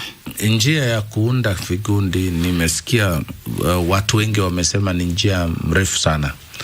Lakini kwanza watu watatu wakikuja pamoja wanachagua mwenyekiti, na huyo mwenyekiti ndio anafanya maombi kupitia simu na anakuwa designated kama mwenyekiti, mwingine anakuwa treasurer na mwingine na wengine wakuwe members, na tunawakopesha. Vikundi lazima wakuwe na wana about 9 they have to have 10 members to form a group. Kwa hivyo ukishafikisha watu 10 lazima pia wao wakubali kwamba tumekubali kukopa, tumekubali kuunda kikundi. Ya pili sasa wanaenda step ya pili kukopa, na kila mtu lazima akubali kwamba amekubali tukope pesa ya Hustler Fund. Kwa hiyo njia inakuwa mrefu, lakini hiyo ndio mambo ya vikundi inafanywa. Hatutaki mtu atokezee aseme kwamba aliwekwa kwa kikundi, hakujua kwa nini na hakukubali, na pia wameenda wakakopa. Kwa hivyo tunatumia digital approval for us to accept you as a member of that group, and also to accept you, to lend you money as a group. You must consent as a member. Okay. Mwelekezi wangu ananiambia muda umekamilika, lakini kuna mambo mawili kama utajibu kwa sekunde ama dakika moja nitashukuru. Jambo la kwanza, mtu akipoteza simu, kuna yule ameuliza nikipoteza simu nitafanya vipi? Halafu swali la mwisho, mmoja ni mkulima wa maziwa na kwa sasa bei ya maziwa imeharibika katika soko. Serikali iliahidi kutoa nafikiri shilingi milioni 500 kusaidia wakulima wa maziwa. Watahisi vipi ama watafikiwa vipi wakaweze kuelewa kwamba wamesaidiwa kabisa katika ile maziwa yao ambayo bei imeharibika na ni nyingi? Asante sana. Waja nianze na swali la mwisho. Wizara yangu inasimamia shirika la Kenya Cooperative Creameries, New KCC, na kupitia shirika hili la serikali serikali imesikia malalamiko na kilio ya Wakenya, na tunashukuru Mungu kwamba mvua imekuja na imetupatia nyasi ya kutosha, chakula ya ng'ombe imekuwa nyingi, ndio maana ng'ombe imesalisha maziwa nyingi ya kutosha, nyingi sana, ambayo hata imeshinda makampuni zile zingine za kibinafsi. Ndio maana kila mkulima analilia serikali waokoe. Sisi kama serikali tumepata masimu na hiyo vilio na tumechukua hatua. Nimeuliza na rais aliamuru kwamba tuzungumze na Wizara ya Fedha, na tumepata shilingi bilioni 1.5. Kwanza tulipata pesa shilingi milioni 500 Ijumaa iliyopita. Kwa hivyo kutoka jana tumeanza kuchukua maziwa yote. Maziwa ambayo inaletwa kwa factory zote za KCC aturudishi, tunapokea. Okay. 5. Wengine wanalipa shilingi 30, 28, na hiyo ni hasara kwa sababu gharama ya kusalisha lita moja ya maziwa ni karibu shilingi 40. Okay. Kwa hivyo ni hasara sana kwa mkulima. Sasa. Asante. Kwa sababu ya muda nafikiri tutakomea pale. Kwa hivyo Alhamisi na Green Park. Tupatane Green Park na waalika wa Kenya na mahaslas, na pia nafikiri mtakuwa kwa runinga ya KBC na marungininga wale watakuwa hapo. Tunawakaribisha wa Kenya waweze kuelimika, kuelezwa na kusherekea pamoja mwaka mmoja wa Hustler Fund. Asante sana. Sawa, shukran sana Bwana Waziri kutenga muda kufika. Najua uko busy, lakini asante sana kuitikia mwito wetu kufika. Na wakisikia kutoka idhaa ya taifa na shirika hili wanajua ni kweli. Asante sana, na mimi nashukuru idara hii ya KBC, idhaa ya KBC na Ada TV ya KBC, na nashukuru sana. Shukran. Mtazamaji na msikilizaji, tutakomea pale kwa sababu ya muda. Tumekuwa na waziri wa vyama vya ushirika na biashara ndogo ndogo, Waziri Simon Chelugui. Natumai umejifunza kitu kuhusu masuala ya Hustler Fund na ametetea sana masuala ya uchumi. Hadi wakati mwingine, mimi naitwa Dora Manya. Tuendelee kuzungumza katika mitandao ya kijamii. Well, hello. そうだよ。Hii ni KBC Radio Taifa.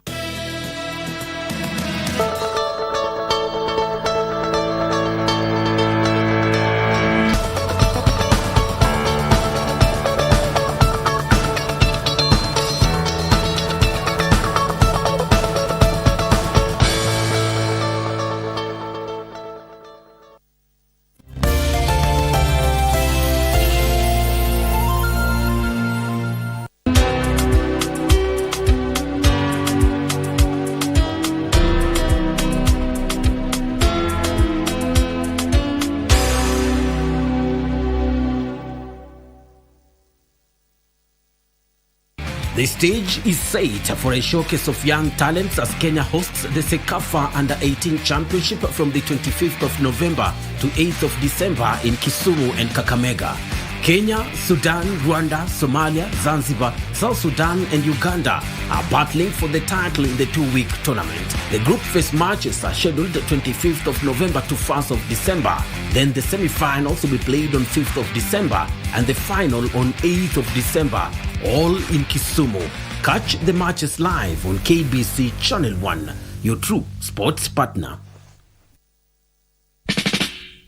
From the dawn of independence to the present day, Kenya has journeyed with strength and determination.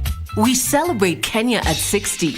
As we mark this incredible milestone, KBC and Jamboree present an unforgettable celebration of culture, music, and awareness.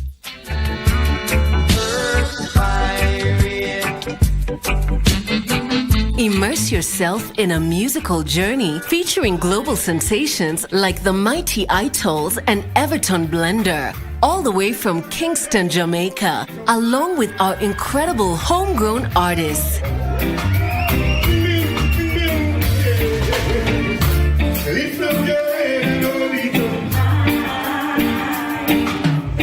But it's not just about the music. Join us for a day of cancer awareness with free cancer screenings. In addition, we will have a fun-filled family day, including horse riding, bouncing castles for the kids, and a special tree planting exercise. Save the dates as we tour a county near you.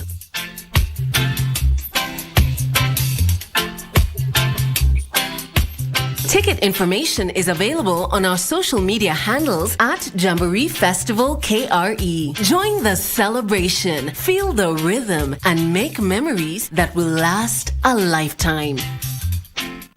Happy birthday, Kenya.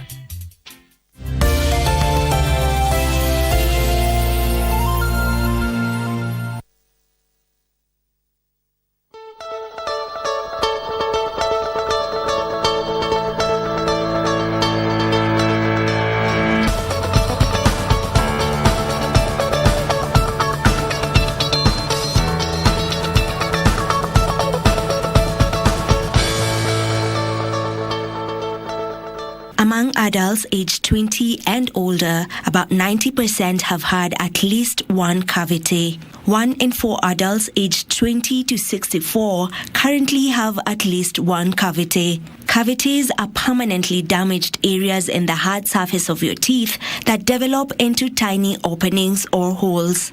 Also known as tooth decay, they are among the world's most common health problems.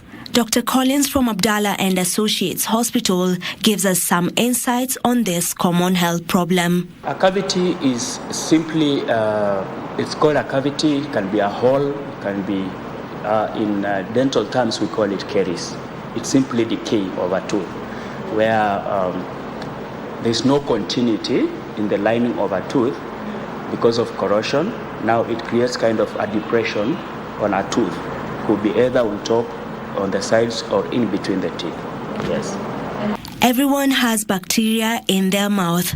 After eating or drinking foods with sugar, bacteria in your mouth turns sugar into acid.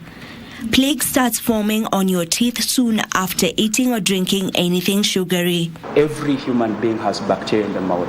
So when you consume like sugary foods and maybe you don't rinse them in time, those bacteria, they feed on the sugars, then they start producing acids. That acid is what now corrodes the surface of a tooth. That is how now a cavity begins to form. A cavity can also be caused by trauma maybe, maybe trauma, maybe you had an accident and maybe one of the tooth kind of fractured slightly. Now, that rough surface creates a very conducive environment for the microorganisms now to kind of start corroding the tooth. This is why regular brushing is important. Regular checkups, regular cleaning, and there are so many people who don't know even how to floss teeth. You know, flossing helps a lot, especially reduce the interdental decays and erosions, you know. Yeah, so if you are a frequent flosser and you clean and you see dentists regularly, getting cavities is very difficult. Yeah. Brushing your teeth twice a day as expected and maintaining proper oral hygiene does not guarantee one from not getting a cavity. Brushing is not really perfectly a technique as per se, but at least when you're brushing your teeth, as I said, touch on all the surfaces of the tooth.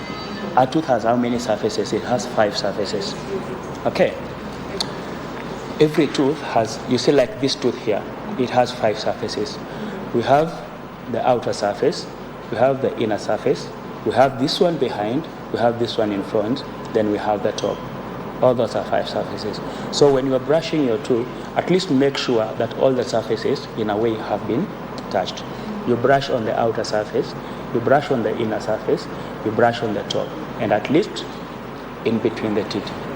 And again, when you're brushing your teeth, at least you need to be gentle, as I said, because of the gum. And a tooth is not brushed like this, not vertical, not horizontal, but at least in a circular motion, at least so that you don't really injure the gum. Circular motion, you go behind here, inside here, and then when you want to brush your posterior teeth, the ones behind, at the very end, you can't brush them when your mouth is quite wide open. At least close your mouth slightly so that the toothbrush can be able to penetrate all the way to the last tooth. And once you're done with the teeth, you're done with the gums, it's also important, very, very important, to brush your tongue. There's no exact timeline for how long it takes a cavity to form, as everyone's oral hygiene is different. A cavity formation, the duration within which that cavity will form can never be specific, let me say that, because now there are several factors, and actually, you can reverse a cavity from forming. It can start forming and still you are able to reverse that process, because during formation of a cavity, it will depend first of all with the hygiene in the mouth, several factors. If you continue consuming sugary foods, or maybe you can choose to reverse the formation of a cavity. So how long it takes is a matter of a lot of factors, yes. The symptoms of a cavity depend on the severity of the decay. By the time you are seeing signs of a cavity, like sensitivity and pain, definitely it's bad. Yes. That is why it's normally advisable to see a dentist at least twice a year. It's normally advisable because a dentist can identify a cavity before it gets to such extents. It is possible to reverse tooth decay when it is in the early stages of demineralization. A tooth has it has the outer surface, which is the enamel. It has the second surface, which is the dentine, which actually forms almost 80% of a tooth. The dentine, then we have the pulp inside. Now, the enamel is the hard part that is normally slightly glassy. So when a cavity starts forming, that glassy part now starts turning kind of chalky white. Now that is the first stage of a tooth cavity. Now when it is still chalky white, there are several things you can do to reverse that. You can maintain very perfect hygiene. A tooth can still mineral itself, can still calcify itself, because that chalky part means there's no now calcium. The tooth itself is demineralized. Now that is where the cavity starts forming. The second stage is now when the cavity gets to the dentine. When a cavity gets to the dentine, now somebody starts feeling a little bit of sensitivity, because the dentine has some very minute, tiny tubules that communicate directly now with the pulp. The pulp is where now the nerves are. At that particular stage, when a cavity gets to the enamel, it's still possible to do a filling when you start feeling that sensitivity. But then it comes to a point where now the cavity gets to the pulp of the tooth. And pulp, 90% of it is nerves. That's where now you start feeling irritation, pain, sleepless nights, and all that.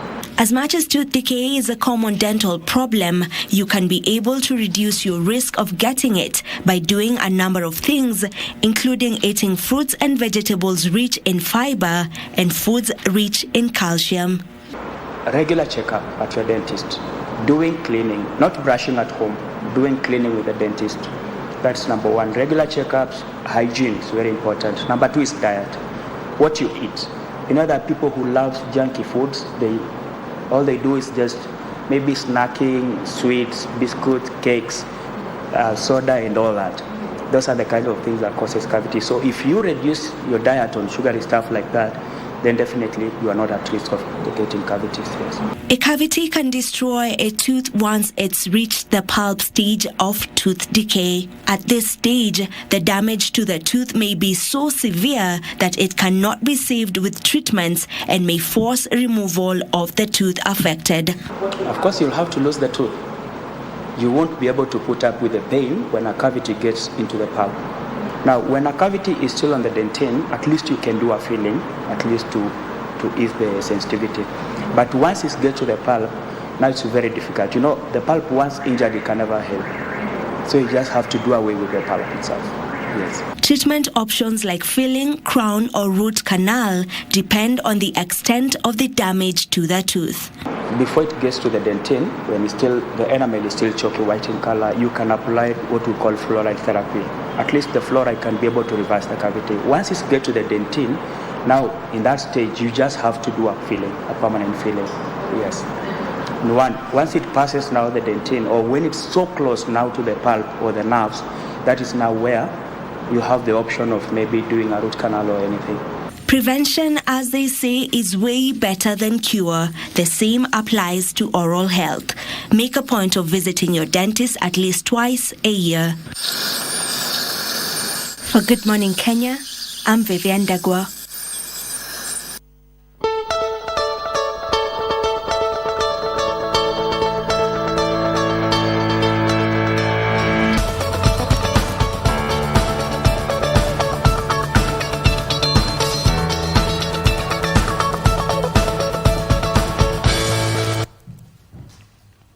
Thank you for staying with us right here on Good Morning Kenya. And you know that each and every Tuesday is when we tackle health matters, and today is no different. We will be looking at diabetes. You know, World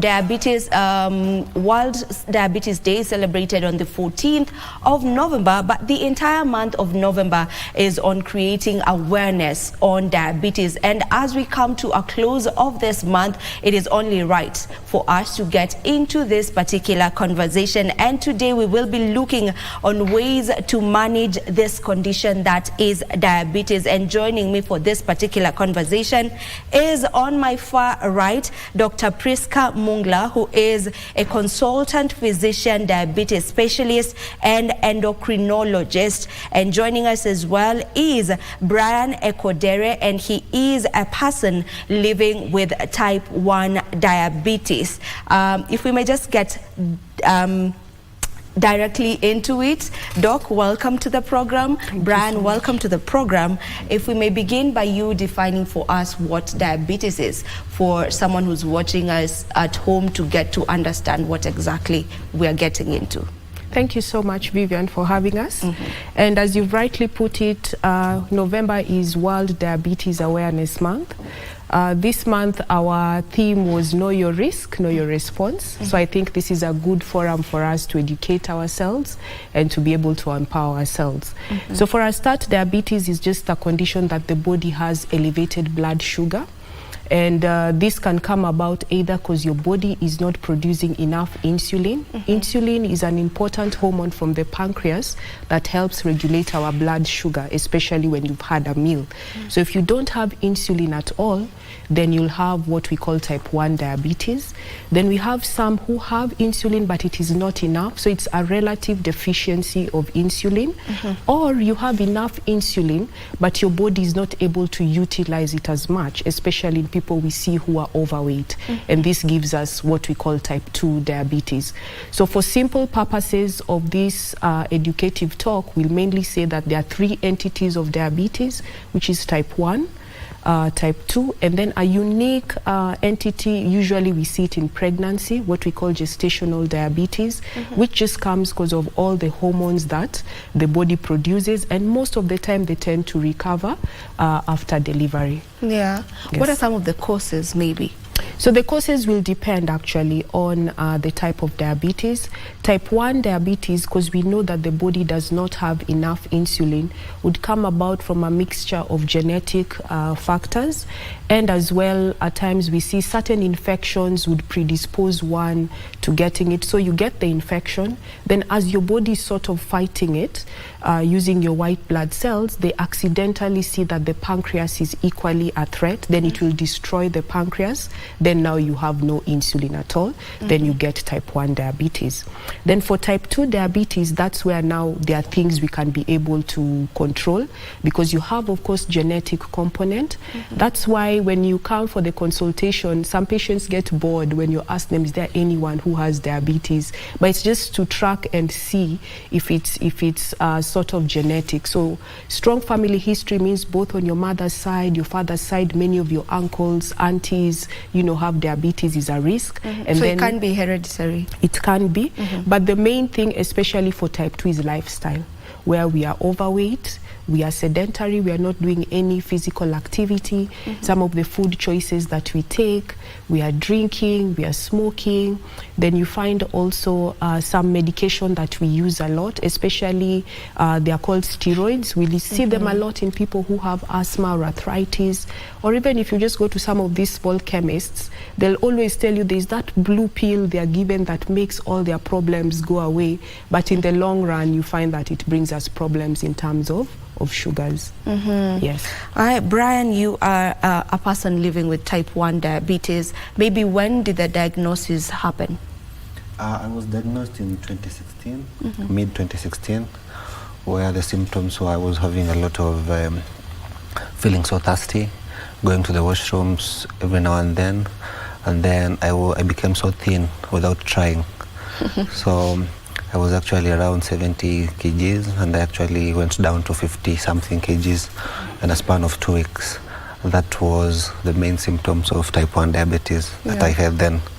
Then I went to the hospital. I was told I have type 1 diabetes, in which I had something called ketones. Maybe, Doctor, you can actually elaborate more. On that. Then I was admitted for some 2 weeks, and then I started using insulin then till now. Okay. Yeah. I just will give you the opportunity to elaborate ketones, what he just mentioned. Okay, so remember when we look at type 1 diabetes, it's just the fact that the body does not have any insulin at all. So your body is sort of starving in plenty. So your blood glucose is so high, but you're not able to utilize it at all. So you find that elevated blood sugar is what brings some of the symptoms that he had. That's the excessive thirst. With excessive thirst, you also urinate a lot, then you become dehydrated, then you also lose weight. The reason he lost weight is just because you have this elevated glucose that your body is not able to use, so it resorts to other mechanisms to survive. So you start breaking down your fat, then you'll break down your muscles, then that's how come you lose weight without trying. So when you break down this fat, the fat breakdown is what leads to what we call the ketone accumulation. This is just an alternative source of energy because your body literally wants to survive. So when these ketones become a lot, that's when now most of our patients with type 1 diabetes would present in an emergency setting. And that's how by the way their diagnosis is usually made. They are so sick, they are vomiting, they have nausea, they are unresponsive. Some even come in a coma, then they're admitted into the critical unit. So when you do their blood sugar, it's high. When you test what we call the ketones, they are high. That's when now quickly tells you this is a diabetic complication in someone who didn't know that they had diabetes. But the good thing is they do very well, as scary as it sounds. But with insulin, with fluids, you correct the electrolytes, they usually do very well. Yeah, one would assume that diabetes is a condition that gets, or rather, people who are much older get this particular condition. So does age have anything to do with it? I mean, we can see Brian is not really an older person, you know, so does age have anything to do with it, or does it depend with the type of diabetes? So age is arbitrary. So remember, age just tends to sort of classify to tell us which type of diabetes you have, but you can literally get diabetes at any age. It's just that we see what we call the type 1 diabetes in our younger population, and it can come at any age, even young children as young as months to years, but the peak tends to be, we have two peaks, when they're around 7, 8, and then again when they're in their teens, they're like 15, 16. But we also have a unique subset of patients with type 1 diabetes that we see when they're slightly older, between 30 and 40. And it usually brings a little bit of confusion, because if you just use age, you can easily label them as a type 2. You start them on type 2 medication, but they don't respond until you revert back to insulin. But for general classification, people try to say that type 1 is seen in the younger population and type 2 in the older population. That's usually above 45. But for us, age these days is not a real determinant on whether you'll get diabetes or not. Yeah, it's more of the risk factors. All right. And before we get into the risk factors, he mentioned his symptoms, the ones that he got to witness, you know, the ones that he got to encounter rather. What are maybe some other symptoms to diabetes? So other than the ones he mentioned, the excessive thirst, excessive urination, unintentional, and it has to be unintentional weight loss, which means that you're not on a diet or you're not doing any extreme exercise. Then at times you find some people are recurrent infections. In ladies, you'd find that you get a yeast. So you find you have multiple infections. In fact, at times we see some people have domestic issues because some people think yeast is an STI. Then you're looking at your husband, you know, badly, but it's not really the case. So if you get more than that, or recurrent urinary infections, or even have wounds that don't heal. Some men even just come and their main presentation is they have erectile dysfunction, and that's their only presentation. So you find they're noticing that bedroom matters, things are not going on very well. Then they wonder, then we find they have sugar issues. Some people, it's even just vision changes.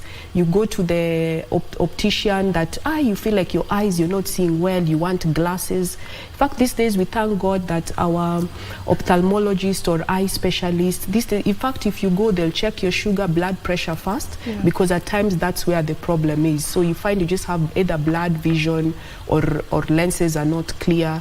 Then some people even have issues relating to fatigue, memory, you know, you feel depressed most of the time, just lack of energy. So at times diabetes can have very non-specific symptoms. So that's why we usually say is learn to listen to the body, see what is normal and what is out of the ordinary, and a simple sugar prick can change your life. And remember, with children, they won't be able to tell you some of these symptoms. So it is you as the mom to be a little alert.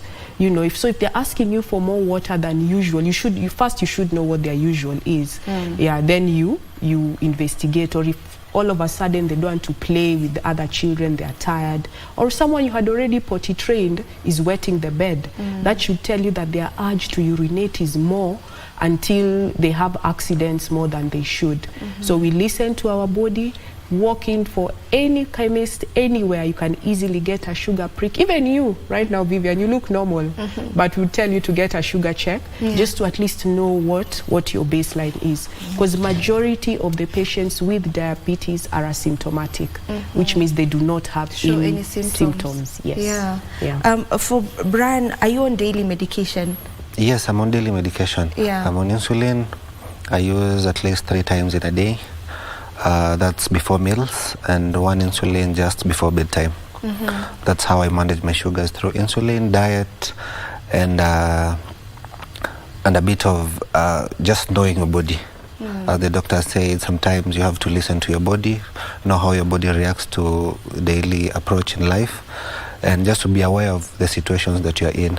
But majorly or mostly I use insulin to manage my blood sugars. And maybe how has this condition affected your day-to-day life? Initially, it was really hard for me because as a young person, you have to fit in the society, trying to be normal, acting normal as always. But there's a lot of stigma in terms of diabetes, especially type 1, in terms of I was diagnosed when I was early 20s, around 20, 21 years of age. Yeah. It was really hard because there's a lot of stigma nowadays in terms of mostly in campuses, in colleges, in schools. It affected me more so on that side. But as the years were going by, I decided to learn and to take charge of my health and to be responsible of whatever things that I do. And after that, my life has been easy and positivity all the way. Positivity all the way. I love that. I love that for you. Now, Doc, according to statistics, it shows that Kenya has a prevalence of 460 diabetic cases per 10,000 population. This is an increase. Maybe what is causing the increase in diabetes cases in the country? So remember, this is data that shows that our prevalence is usually around 3.7%. Yeah. But remember, as a country, we've also failed because we don't have enough data. I feel it's even more than that.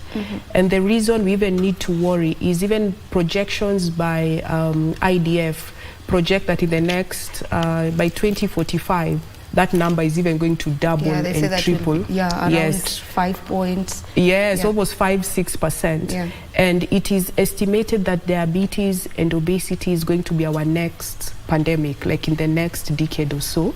And the reason that has also skyrocketed is the reality is our lifestyle has really changed. Yes. If you look around how our parents were living, how we were living has changed.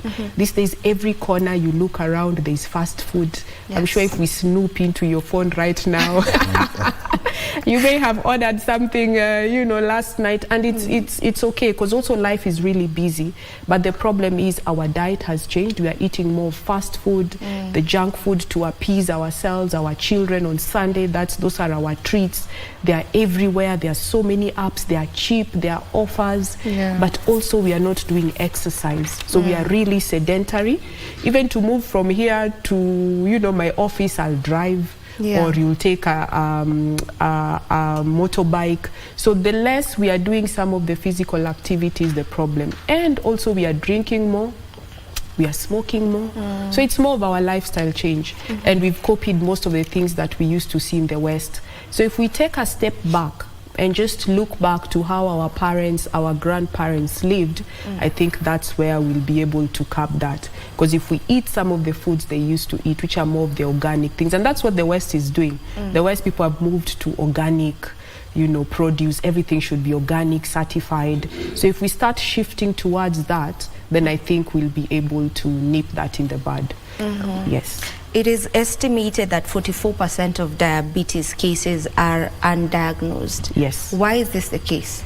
Remember I told you that majority of people who have diabetes are asymptomatic. Yes. So that's why if you don't have any symptoms, you'll have no business getting your... Yes. But remember, you still have the risk factors that we've talked about. So it's just simmering. And what usually happens is by the time...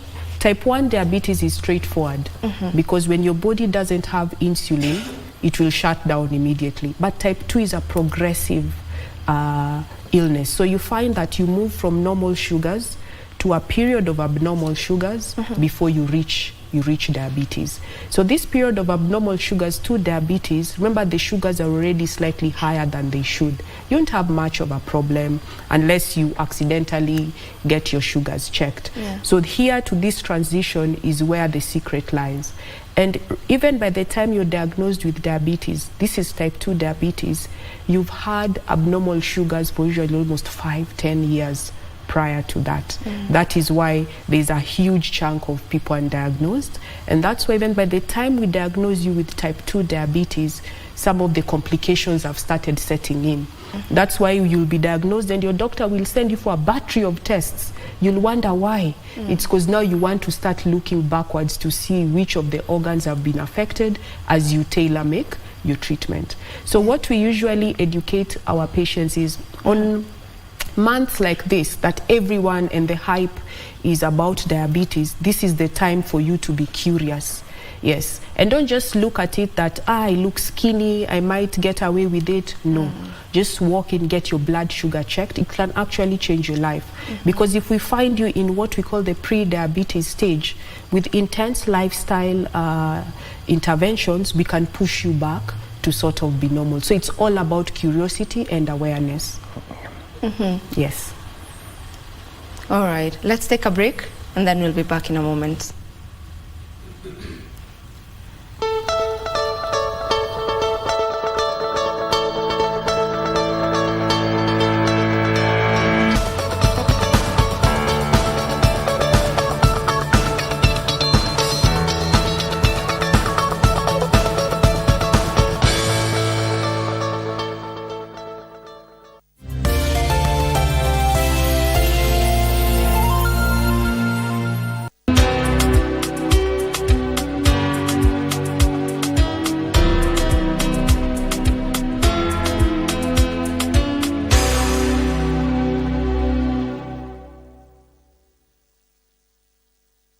The stage is set for a showcase of young talents as Kenya hosts the CECAFA Under-18 Championship from the 25th of November to 8th of December in Kisumu and Kakamega.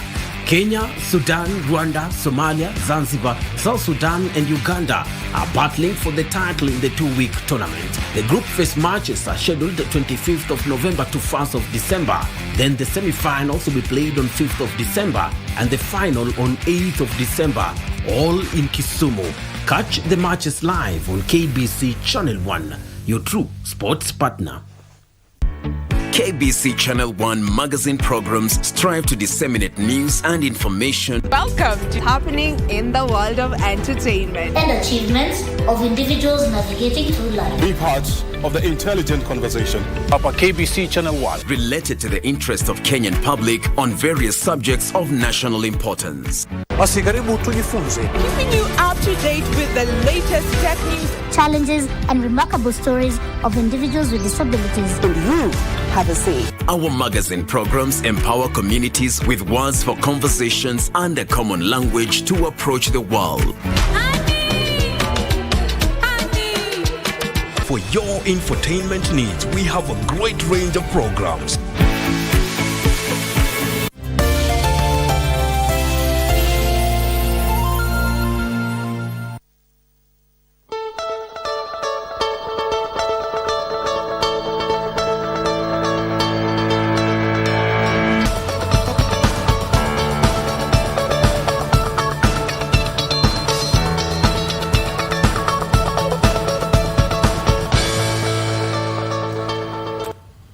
Welcome back and thank you for joining us. Now, before we took that break, you were just talking to us about the number of undetected cases of diabetes. And my question is, are there complications that come with someone not being detected earlier? You had mentioned some of them, but just what are some of the complications that come with someone who hasn't been detected really earlier on?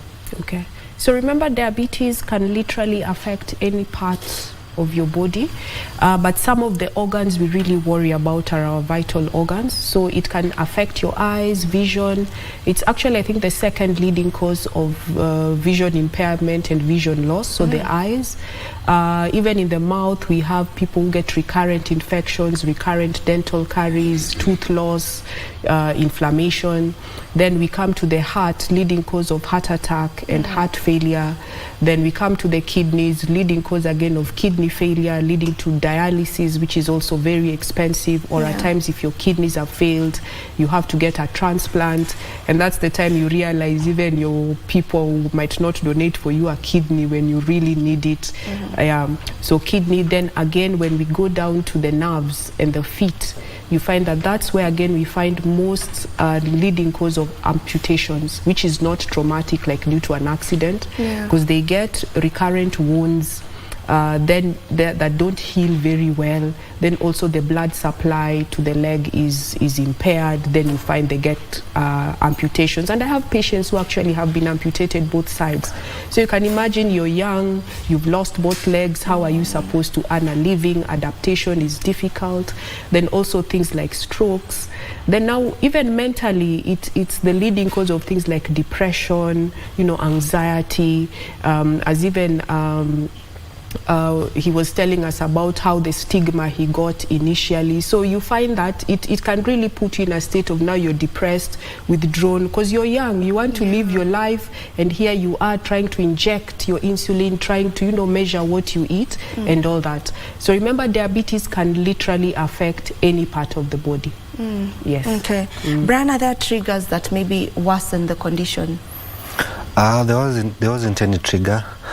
With type 1, just the body just attacks itself. They're called beta cells. That's why when we get the symptoms, but there wasn't any trigger that caused the diabetes type 1. Yeah. What's the hardest part in managing diabetes, according to you, for someone who's living with type 1? Stigma, that's the first one. Carbohydrates counting, because you need to eat each and every time, most of the time. And insulin injection I don't consider it as a challenge to me, but stigma is the main one, which, as I said, really affects young people, especially in schools and wherever they are. And with me and some other young people, that we came up with an organization called the Young and Sweet team. We have a podcast that we try to educate to people, especially the young guys, on how to live positively, live normal, because as an individual you have to take charge of your health so that you cannot have the complications of diabetes. So we also have a support group that any other person that has type 1 that needs to maybe have emotional support, physical support, they can join us through Twitter, Facebook, Instagram, WhatsApp and YouTube, so that they can come together. And with numbers, there's a lot of sense of getting to know yourself better, getting to know the risks, and learning from the others on how to manage type 1. Yeah. Doc, is there a correlation between diabetes and blood pressure? They are just like what we'd call fraternal twins. There's no direct relation, but usually when you find one, the other is just literally lacking in the shadows. So most of our patients with diabetes would get blood pressure. Then also our patients with blood pressure or hypertension, we tend to screen them a lot for diabetes, because it would just sort of occur. But there's no direct relation, but they are both risks for the other. Are you able to manage to monitor your blood sugar levels? Do you get to a point where you can tell, I feel like my blood sugar levels are low?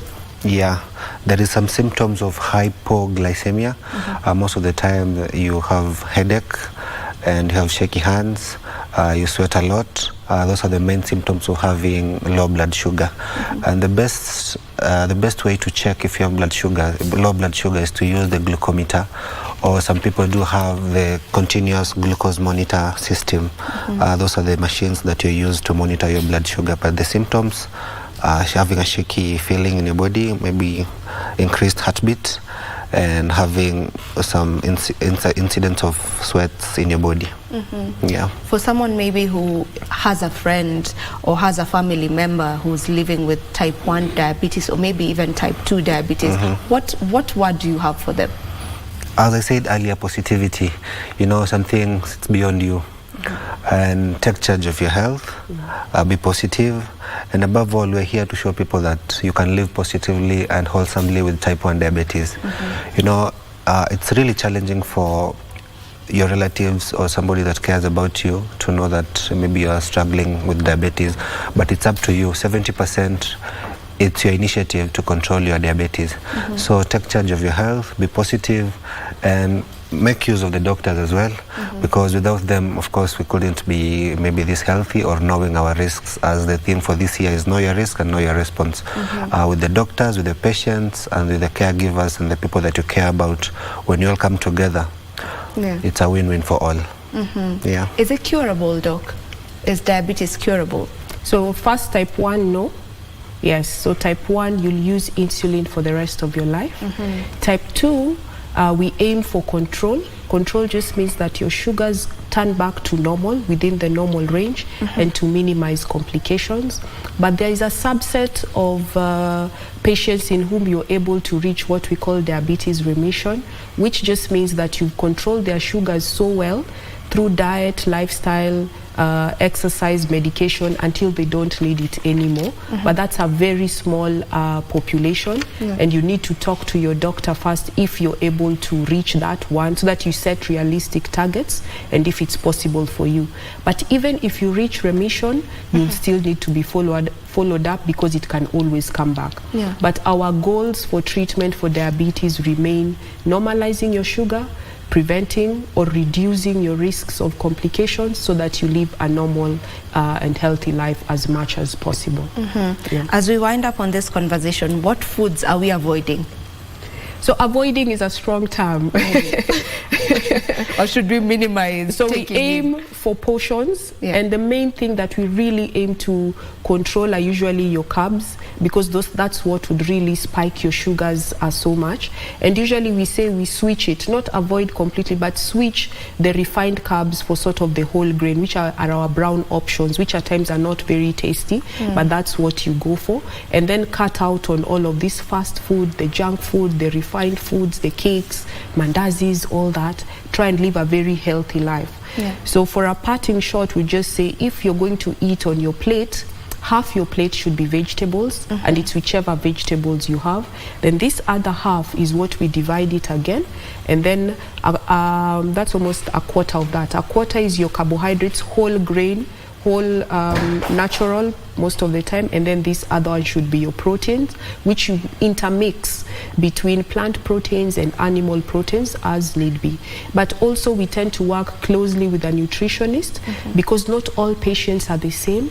Patients have different requirements, needs, and even as Brian has said, type 1 is even more complex. We teach them how to count everything that they are eating.